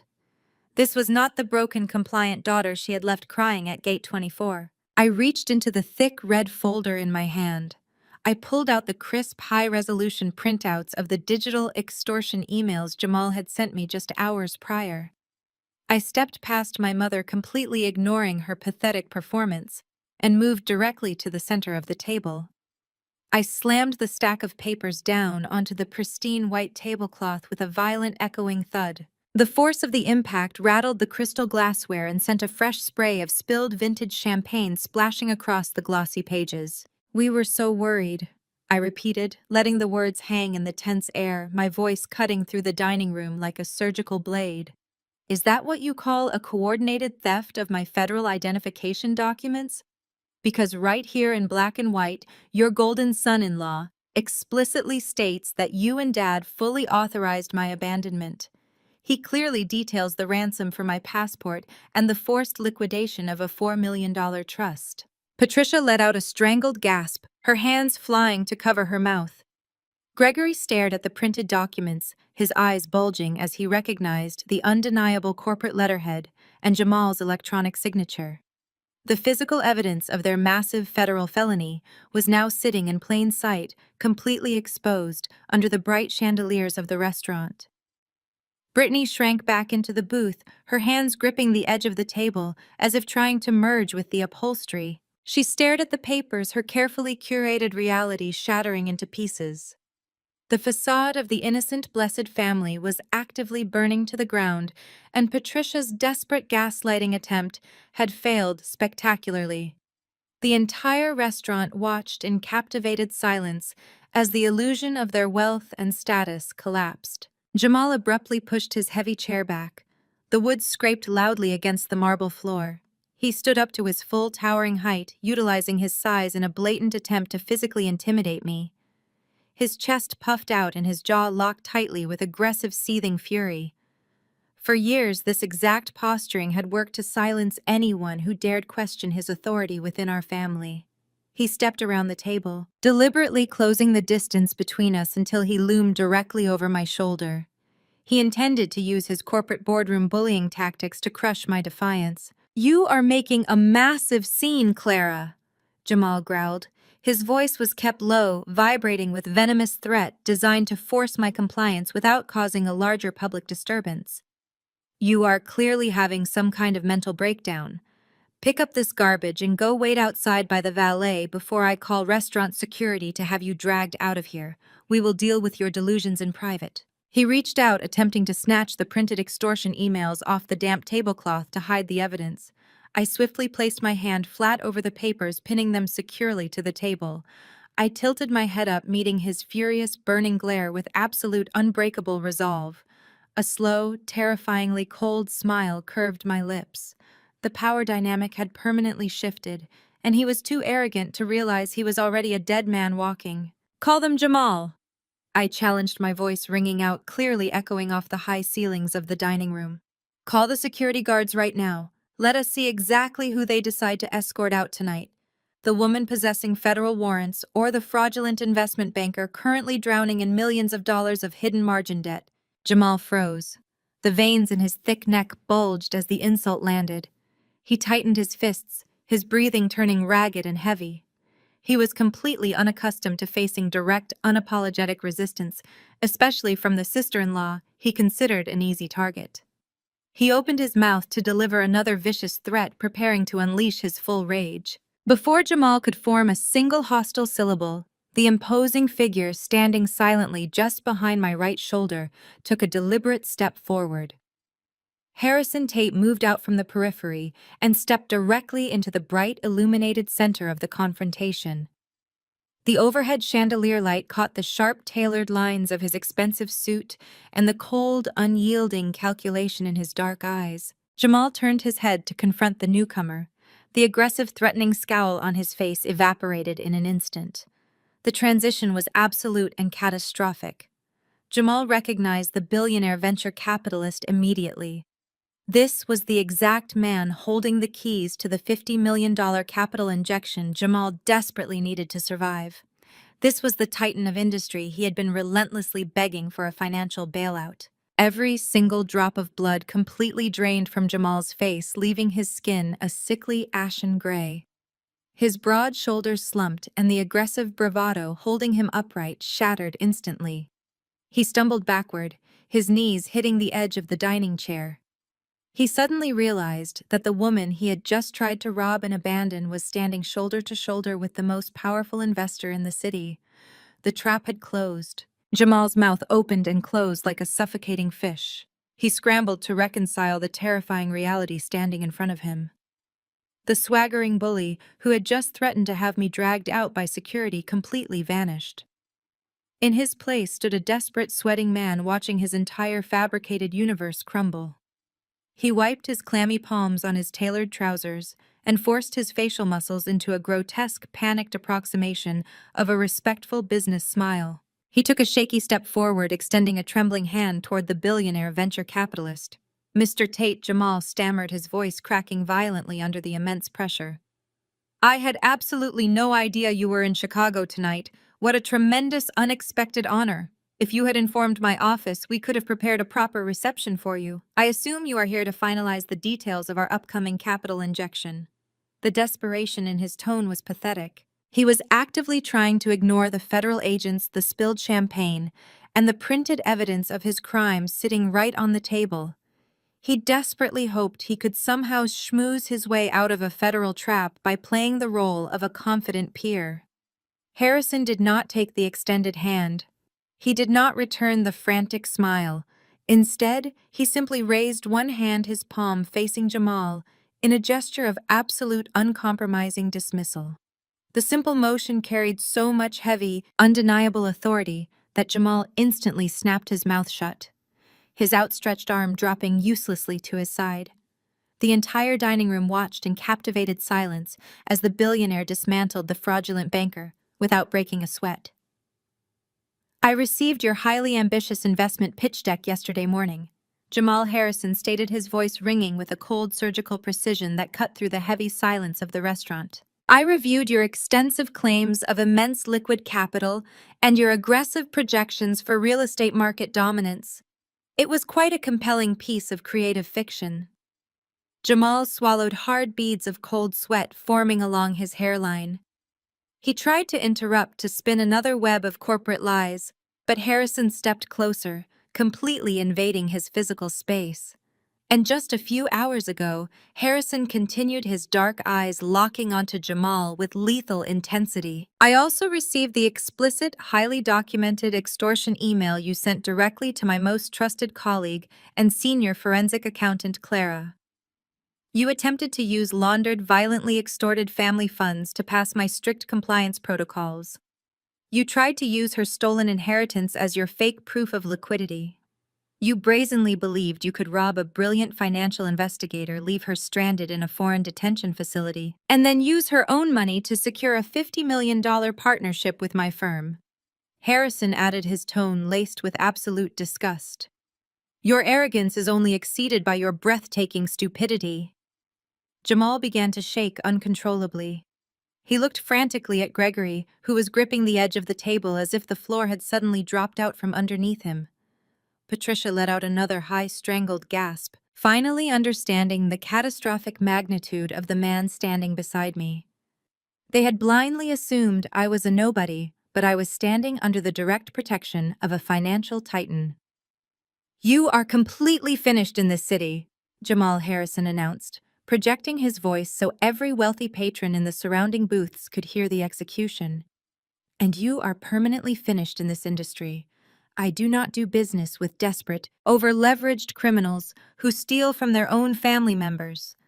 Harrison reached into his tailored jacket pocket and pulled out his encrypted mobile device. He held the glowing screen up so Jamal could clearly read the federal confirmation receipts displayed across the monitor.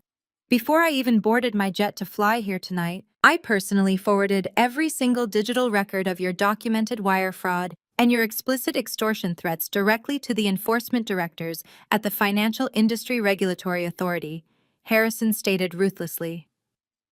I also sent the complete unredacted file to the regional director of the Securities and Exchange Commission. Your professional licenses have already been suspended pending emergency review. The words struck Jamal like physical blows. He staggered backward, hitting the velvet booth. Your $50 million capital injection is dead. Harrison continued hammering the final nails into Jamal's corporate coffin.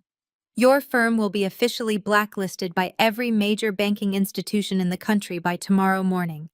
Your creditors will immediately call in all of your massive margin loans the second the markets open. You have absolutely no money, you have no professional future, and your fraudulent empire is officially obliterated. The sheer totality of his professional destruction hung heavily in the dining room. Jamal had spent his entire adult life aggressively climbing the corporate ladder using lies and manipulation, and Harrison had systematically dismantled his entire career in less than 2 minutes. The remaining physical strength completely abandoned Jamal's large frame. He sank heavily into his dining chair, his chest heaving as he began to hyperventilate. His eyes darted wildly around the restaurant, searching for an escape that simply did not exist. The crushing weight of his monumental failure finally broke him. He buried his face deep in his trembling hands, letting out a loud, pathetic, suffocating wheeze. Seeing her husband entirely destroyed and realizing her luxurious lifestyle was evaporating before her very eyes, Brittany snapped. She shot up from the velvet booth, her face twisted into a mask of pure, ugly rage. The spilled vintage champagne dripped unnoticed down her expensive designer gown as she lunged aggressively toward me. You ruined everything. Brittany began to scream, her shrill voice shattering the last remaining shreds of their high society dignity. You are completely ruining my husband's life. We just needed a little bit of money to save the business, and you had to destroy us. You always have to ruin absolutely everything for me, you jealous, bitter, pathetic loser. I watched my sister unravel her pristine image, dissolving into the entitled reality I had always known. I did not raise my voice or even look at her. Instead, I turned my attention directly to the man sitting frozen beside her. My father had spent my entire life dismissing my intelligence, brushing off my career as a boring clerical job while elevating Jamal as a financial genius. He eagerly signed his name to my destruction. I leaned over the table, placing both hands firmly on the damp, champagne-soaked tablecloth. Gregory shrank into the tufted leather of the booth.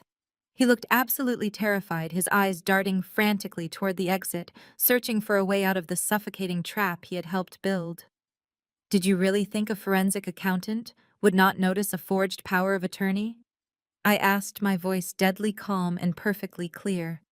Did you honestly believe you could execute a massive, highly illegal federal wire transfer right past the primary administrative trustee without triggering a single security protocol? You always treated me like I was stupid, Dad. You thought I was just a naive girl playing with spreadsheets. But I build digital fortresses for a living. I catch sophisticated corporate criminals before breakfast. You and Jamal left a digital trail so wide and so painfully obvious that a first-year accounting student could have tracked you down in minutes. You literally handed me the exact evidence I needed to lock you both away for a very long time. Gregory opened his mouth, desperately trying to formulate a defense, but his voice completely failed him. The reality of his colossal mistake was crashing down on him. He had traded his freedom for the illusion of wealth, foolishly trusting a son-in-law who was drowning in margin debt. At that precise moment, the two imposing men who had escorted Harrison and me through the restaurant doors finally stepped out from the shadows of the foyer.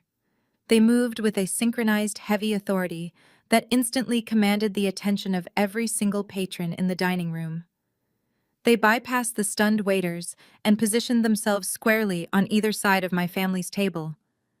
Reaching into their tailored suit jackets simultaneously, they flipped open their leather credentials. The silver shields glinted under the crystal chandeliers.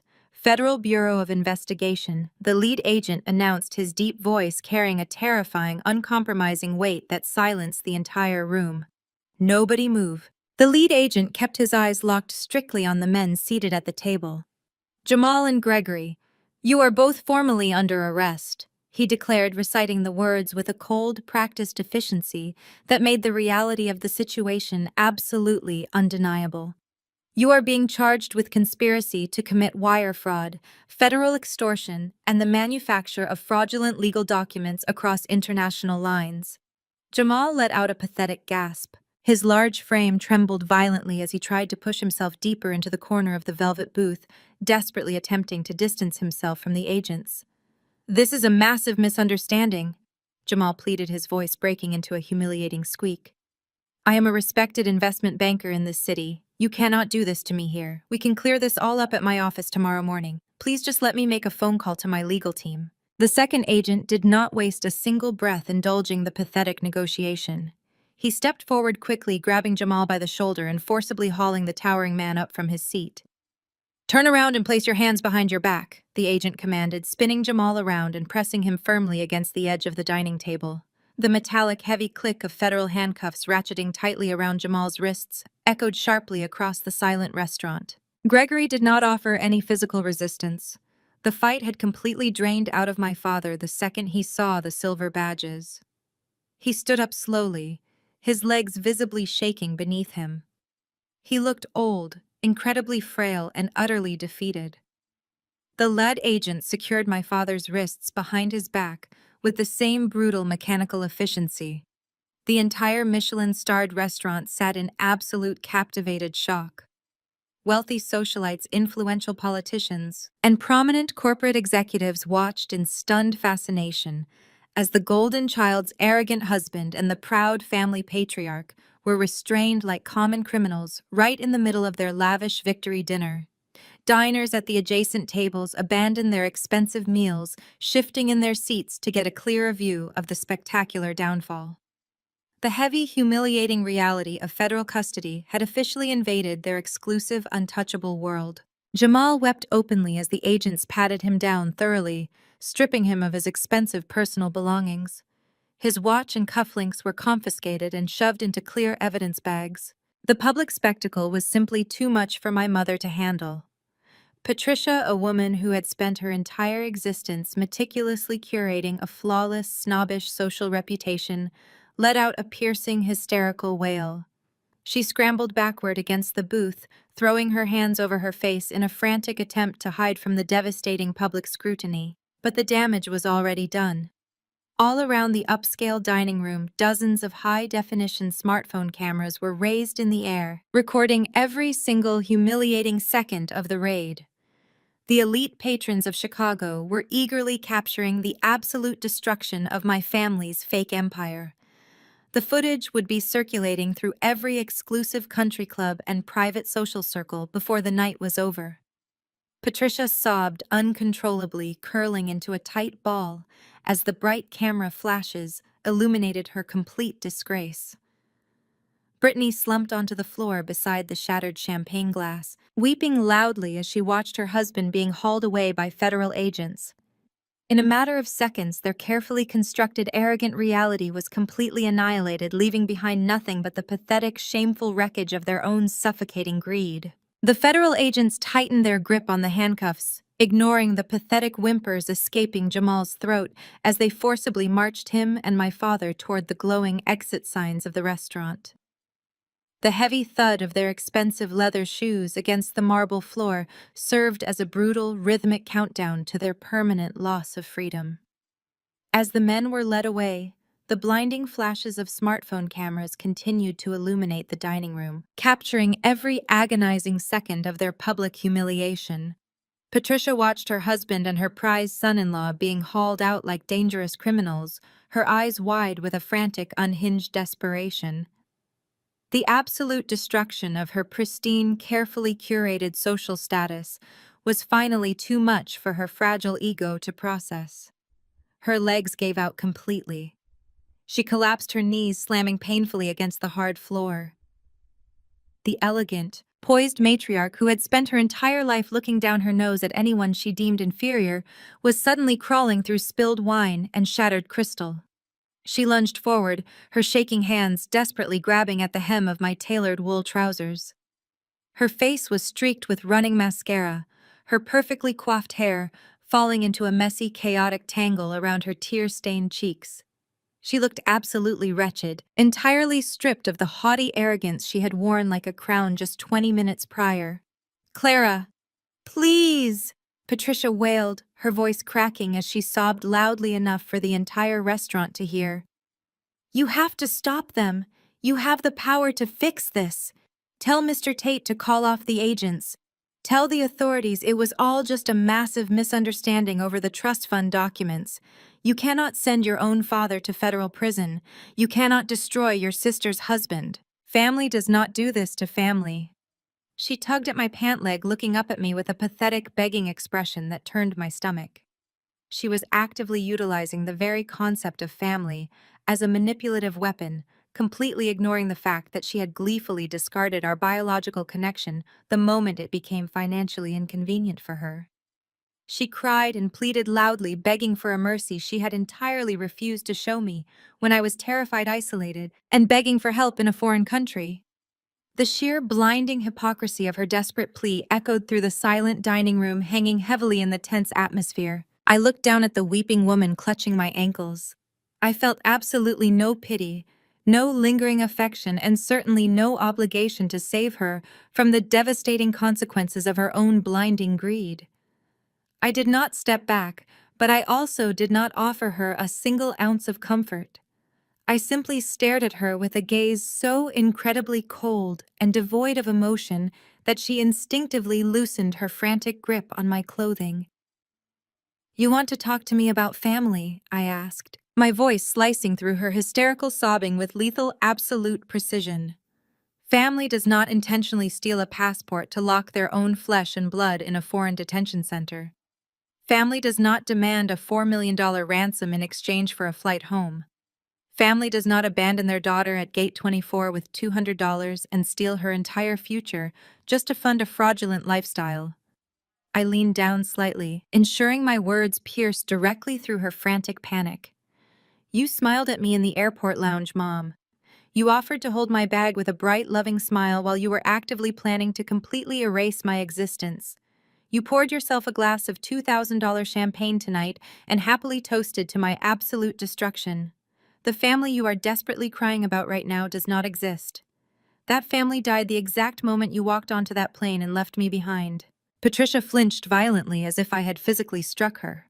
She opened her mouth to argue, to offer another pathetic, fabricated excuse about how they were just trying to secure Brittany's future, but the unyielding ice in my expression silenced her completely. She finally realized that the quiet, submissive daughter she had bullied and manipulated for 33 years was permanently gone. I was no longer the convenient scapegoat, willing to absorb their toxic abuse to keep the peace. I was the architect of their total downfall. You made your choice when you decided Jamal's fake wealth and Brittany's mansion were more valuable than my freedom. I continued, my tone completely merciless. You chose to commit federal wire fraud and international extortion. You gambled my life to save yourselves, and you lost everything. The federal agents are not a misunderstanding. They are the direct, unavoidable consequence of your own criminal greed. I will not lift a single finger to stop them. You and Dad are going to face the justice system, and you will do it without a single dime of my grandfather's money to protect you. Patricia slumped against the base of the velvet booth, her desperate sobs dissolving into a hollow, defeated wail. Brittany remained curled on the floor beside her, completely paralyzed by the catastrophic ruin of her entire privileged reality. I stood perfectly upright, smoothing the front of my designer jacket. I reached into my pocket and retrieved the tightly folded wad of currency Patricia had shoved into my hands right before she abandoned me in Germany. I tossed the crumpled bills onto the champagne-soaked tablecloth, letting them land directly beside the printed evidence of their federal crimes. To help with the bill, I stated, my voice echoing clearly across the hushed, captivated dining room. I turned my back on the pathetic wreckage of my former family. Harrison immediately fell into step beside me, his presence a solid, reassuring wall of power and respect. Together we walked purposefully toward the front entrance. The sea of wealthy patrons parted instantly, stepping aside to grant us an unobstructed path to the exit. I kept my head held incredibly high, my posture radiating absolute, unbreakable victory. Behind me, the miserable sounds of my mother and sister sobbing loudly filled the restaurant, a fitting soundtrack to my ultimate liberation. The heavy glass doors of the restaurant swung shut behind me completely, severing the miserable sounds of my mother and sister sobbing loudly amidst the wreckage of their shattered lives. I stepped out into the crisp, freezing Chicago air, taking a deep, cleansing breath. The next 7 days moved with a terrifying, unrelenting speed that only the federal justice system can truly muster when handed a perfectly assembled forensic portfolio. My grandfather's $4 million trust was permanently secured behind a multi-layered biometric vault, officially untouchable to anyone but me. I watched the court proceedings from the secure gallery with total clinical detachment. Jamal stood before the federal magistrate, completely stripped of his bespoke Italian suits, wearing a standard-issue bright orange correctional jumpsuit. The heavy chains around his waist and wrists clinked loudly, a harsh sound that echoed through the quiet courtroom. His high-priced defense attorney argued desperately for his immediate release, citing his deep ties to the local community and his previous standing as a prominent investment banker. The federal prosecutor simply presented the undeniable digital logs I had recovered from the Gulfstream jet. The prosecutor detailed exactly how Jamal had aggressively established multiple anonymous shell companies in Delaware within the last month, explicitly designed to launder stolen international funds. The judge took one look at the sheer scale of the digital wire fraud and deemed Jamal an extreme flight risk. Bail was immediately and decisively denied. The arrogant man who had loudly bragged about commanding millions was remanded to a heavily secured federal holding facility, entirely stripped of his freedom and his oversized ego. He looked back at the gallery, his eyes wide with absolute terror, finally realizing that no amount of smooth talking could save him from a mandatory federal sentence. My father Gregory faced a similarly brutal reality. He had foolishly assumed his advanced age and his previous standing in the affluent country club circuit would somehow shield him from the harshest legal consequences. The federal authorities absolutely did not care about his golf handicap. Because he had willingly signed the forged power of attorney and actively conspired to execute the international extortion, the government moved swiftly to freeze his entire financial portfolio. Heavily armed agents arrived at my parents' pristine suburban estate at dawn, executing a comprehensive audit of every single asset they owned. They systematically seized his retirement assets, pension accounts, and lucrative investment portfolios to cover massive federal fines and mandatory restitution orders. The luxurious, carefree retirement my parents had felt so incredibly entitled to enjoy was completely annihilated. Patricia was forced to desperately contact cut-rate real estate agents to list their sprawling home at a massive loss just to keep them from drowning in mounting legal fees. Their entire financial foundation had crumbled into dust within a single week. The absolute collapse of Jamal's fraudulent firm triggered an instantaneous catastrophic chain reaction that hit my sister with devastating force. Brittany had built her entire identity around the illusion of endless wealth, completely ignoring the toxic mountain of margin loans keeping her afloat. Without Jamal's illegal income stream to service their staggering debt, her pristine, highly curated lifestyle evaporated almost overnight. I received the brutal updates directly from the public bankruptcy filings. The bank dispatched aggressive process servers to her massive, heavily mortgaged mansion, serving her with immediate foreclosure notices. She had to stand on her manicured front lawn weeping and completely helpless as ruthless repo men loaded her two luxury sports cars onto flatbed tow trucks. The expensive diamond jewelry she loved to flaunt online was forcefully seized by court order to satisfy the angry creditors swarming her estate. The golden child who had happily agreed to strand me in Germany so she could buy a new vacation home was abruptly left with absolutely nothing. Her shallow social circle, the very people she desperately wanted to impress, completely blacklisted her. The wealthy friends who had eagerly commented on her boastful airport live stream suddenly refused to answer her frantic phone calls. They treated her like a highly contagious disease, terrified that associating with the wife of a convicted federal fraudster would completely ruin their own pristine reputations.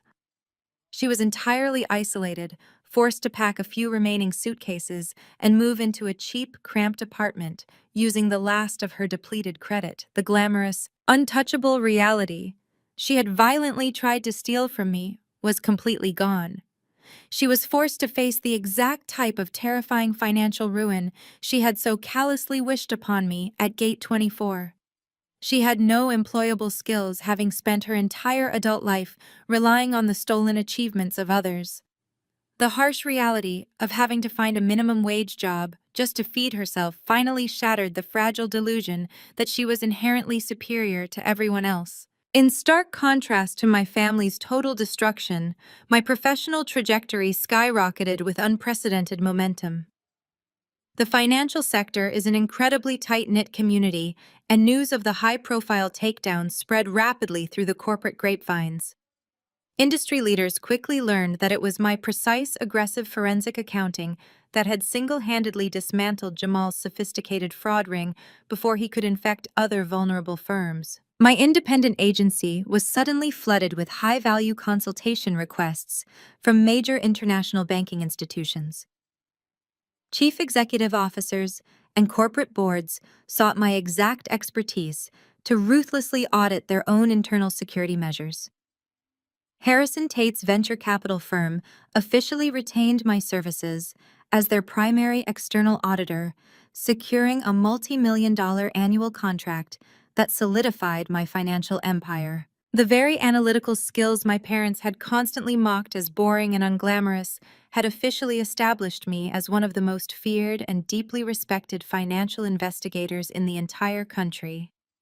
My career was flourishing beyond my wildest expectations. I had transformed the deepest betrayal of my life into the ultimate professional victory, proving that genuine competence will always utterly obliterate flashy, arrogant deception. Exactly 30 days had passed since the federal authorities dismantled my family's fraudulent facade. I was sitting at the sprawling quartz island in my newly acquired downtown penthouse, reviewing a quarterly financial audit for a major tech client. The morning sun streamed through the floor-to-ceiling windows, catching the steam rising from my espresso. My encrypted personal phone vibrated against the sleek stone surface. I glanced at the glowing screen, noting a message from an unfamiliar, unregistered burner number. I unlocked the device, fully expecting a frantic text from a junior analyst regarding the upcoming earnings report.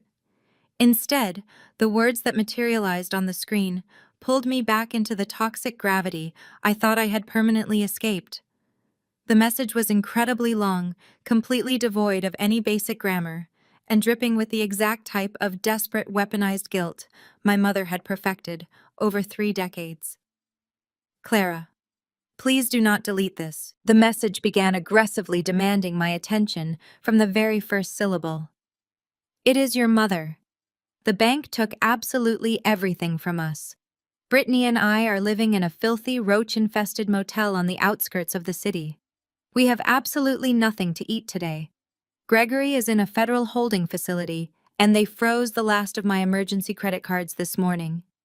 We are going to be living on the actual streets by tomorrow afternoon if we do not pay the daily room rate. You have millions of dollars sitting safely in your accounts. You just signed that massive corporate contract everyone is talking about on the financial news. You have more money than you could ever possibly spend. Please, Clara, do not be cruel. We are starving and terrified. You have to help your family. I read the frantic, rambling text message twice, analyzing the sentence structure with the same detached clinical precision I applied to corporate fraud ledgers. Patricia was still desperately attempting to play the ultimate victim. Even after orchestrating a highly illegal international extortion plot, even after completely abandoning her own flesh and blood in a foreign holding facility, she fundamentally believed she was the one being unfairly persecuted. She did not offer a single word of genuine apology for the horrific trauma she had intentionally caused me. There was no recognition of the federal crimes she had actively conspired to commit. She only cared about her own immediate physical discomfort. She felt entirely entitled to the very same wealth she had ruthlessly tried to steal from me just 1 month ago. Her sheer, blinding audacity was almost scientifically fascinating to witness, a true testament to her bottomless delusion. I looked up from the glowing screen of my phone and let my gaze sweep across the pristine, quiet elegance of my luxury penthouse. The panoramic view of the Chicago skyline spread out before me, a breathtaking testament to the untouchable security I had built entirely on my own. I smiled coldly at the screen, recognizing that my financial and emotional independence was now completely unshakable. I searched my heart, digging deep into my chest for any lingering trace of maternal obligation or familial guilt. There was absolutely nothing. The frantic, weeping woman sitting in a squalid motel room completely lacked the power to manipulate my emotions anymore. Reading her desperate plea did not trigger a sudden, overwhelming urge to rescue her from the devastating consequences of her own blinding greed. It only provided me with a profound, unbreakable sense of final closure. The toxic, suffocating chain that had bound me to their constant need for unearned salvation was permanently severed. I picked up the phone, my fingers completely steady. I did not need to draft a long, emotionally charged paragraph defending my right to peace. I did not need to explain the brutal irony of her current situation. The absolute best response to a narcissist demanding unearned mercy is complete dismissive apathy. I thought back to the horrific moment at the airport, recalling the exact, devastating cruelty they had shown me when I was at my absolute lowest point. I channeled the precise dismissive energy my family had weaponized against me when they stole my passport and walked away. I tapped the keyboard, crafting a response that contained exactly 4 words. I am busy. Try Uber. I stared at the short, razor-sharp message on the screen. It was the exact phrase they had used to casually dismiss my basic survival. I hit send, watching the small delivery icon confirm that the message had successfully reached her burner phone. The profound satisfaction that washed over me was incredibly pure and absolutely resolute. The second the delivery confirmation appeared on my screen, I navigated straight to my device settings and permanently blocked the burner number. I did not wait to see if Patricia would reply with another round of hysterical manufactured tears. I immediately opened my secure laptop and sent a priority directive to my legal team. I instructed them to comprehensively update all of my personal and medical directives. I legally completely removed Patricia Gregory and Brittany from every single emergency contact list, hospital authorization form, and next of kin registry associated with my name. I constructed a flawless legal firewall that guaranteed they could never make a medical or financial decision on my behalf, even in the event of a catastrophic emergency. They were officially and legally stripped of any remaining ties to my existence. I closed the laptop and took a slow, deep sip of my hot espresso. The morning sun felt incredibly warm against my skin. I was completely unburdened, breathing freely for the first time in my entire 33 years. I had completely erased them from my reality, stepping firmly into a future where their toxic shadows could never reach me again. I set my empty espresso cup on the marble counter of my penthouse and gathered my legal documents ready to head to the office. The transition from my private sanctuary to my corporate headquarters felt seamless, a daily reminder of the untouchable empire I had meticulously constructed.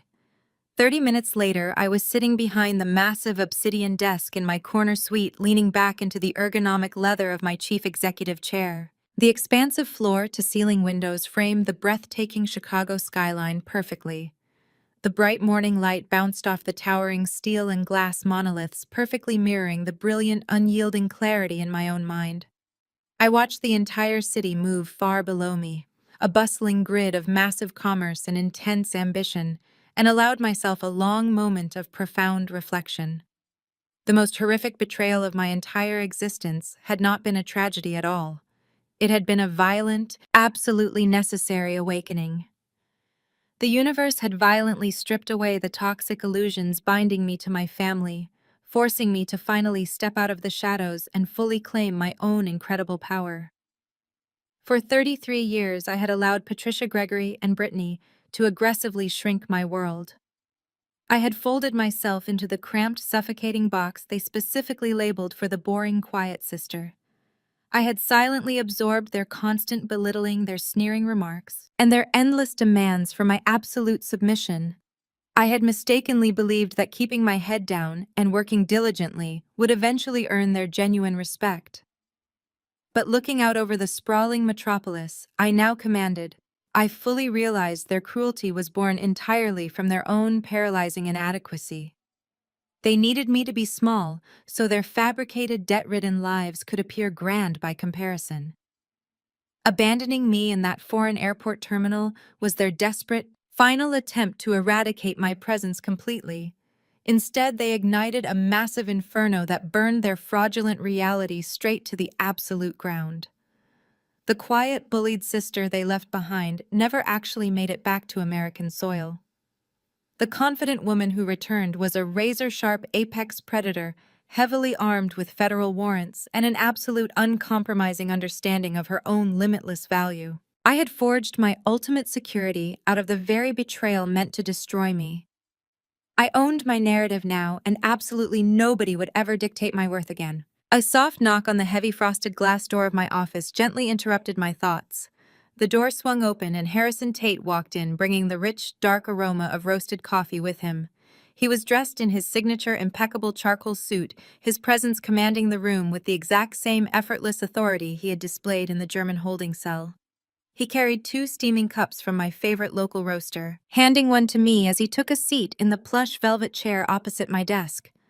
Our dynamic had evolved significantly over the past month. The intense high-stakes crisis that initially threw us together had quickly forged a formidable professional alliance. We had seamlessly transitioned from accidental allies into a completely dominant force within the financial sector. Harrison's venture capital firm provided the massive financial muscle, while my forensic accounting agency delivered the surgical investigative precision required to secure multi-billion-dollar international acquisitions. But beyond the relentless corporate victories, a deep, incredibly respectful friendship had beautifully blossomed between us. We understood each other, completely operating on the exact same frequency of quiet strength and absolute loyalty. I took a slow sip of the hot coffee, noticing the warm, lingering gaze he directed at me over the rim of his own cup. There was a subtle, undeniable current of electricity running smoothly beneath our daily professional interactions, a quiet, thrilling promise of something much deeper, waiting just beneath the surface. He placed his cup on the polished obsidian desk and slid a sleek, leather-bound contract folder directly toward me. "The paperwork for our new international holding firm is fully finalized," Harrison stated, his dark eyes gleaming with shared ambition. The global markets are completely wide open for us now. I picked up my platinum pen and signed the executive documents with a steady, highly confident hand, officially cementing our new massively lucrative joint venture. We raised our coffee cups, clinking them together in the quiet, bright sunlight of the corner office. It was a silent, incredibly powerful toast to building an untouchable future together. As I look at the freshly signed contracts and the incredible life I have built, I realize exactly how far I have traveled from that terrified woman stranded at Gate 24. I am no longer defined by the greedy people who desperately tried to break me. I am defined solely by my own strength, my fierce resilience, and my absolute refusal to ever surrender my power again. The journey from being the discarded family scapegoat to becoming a highly respected chief executive was not forged through quiet forgiveness. It was forged through establishing unbreakable boundaries and demanding total, uncompromising accountability from those who sought to harm me.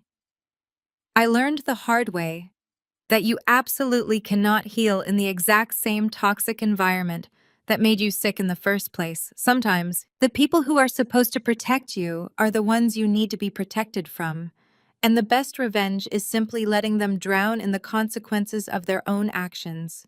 You possess the ultimate power to walk away and build your own empire entirely from scratch. Have you ever had to cut off toxic family members?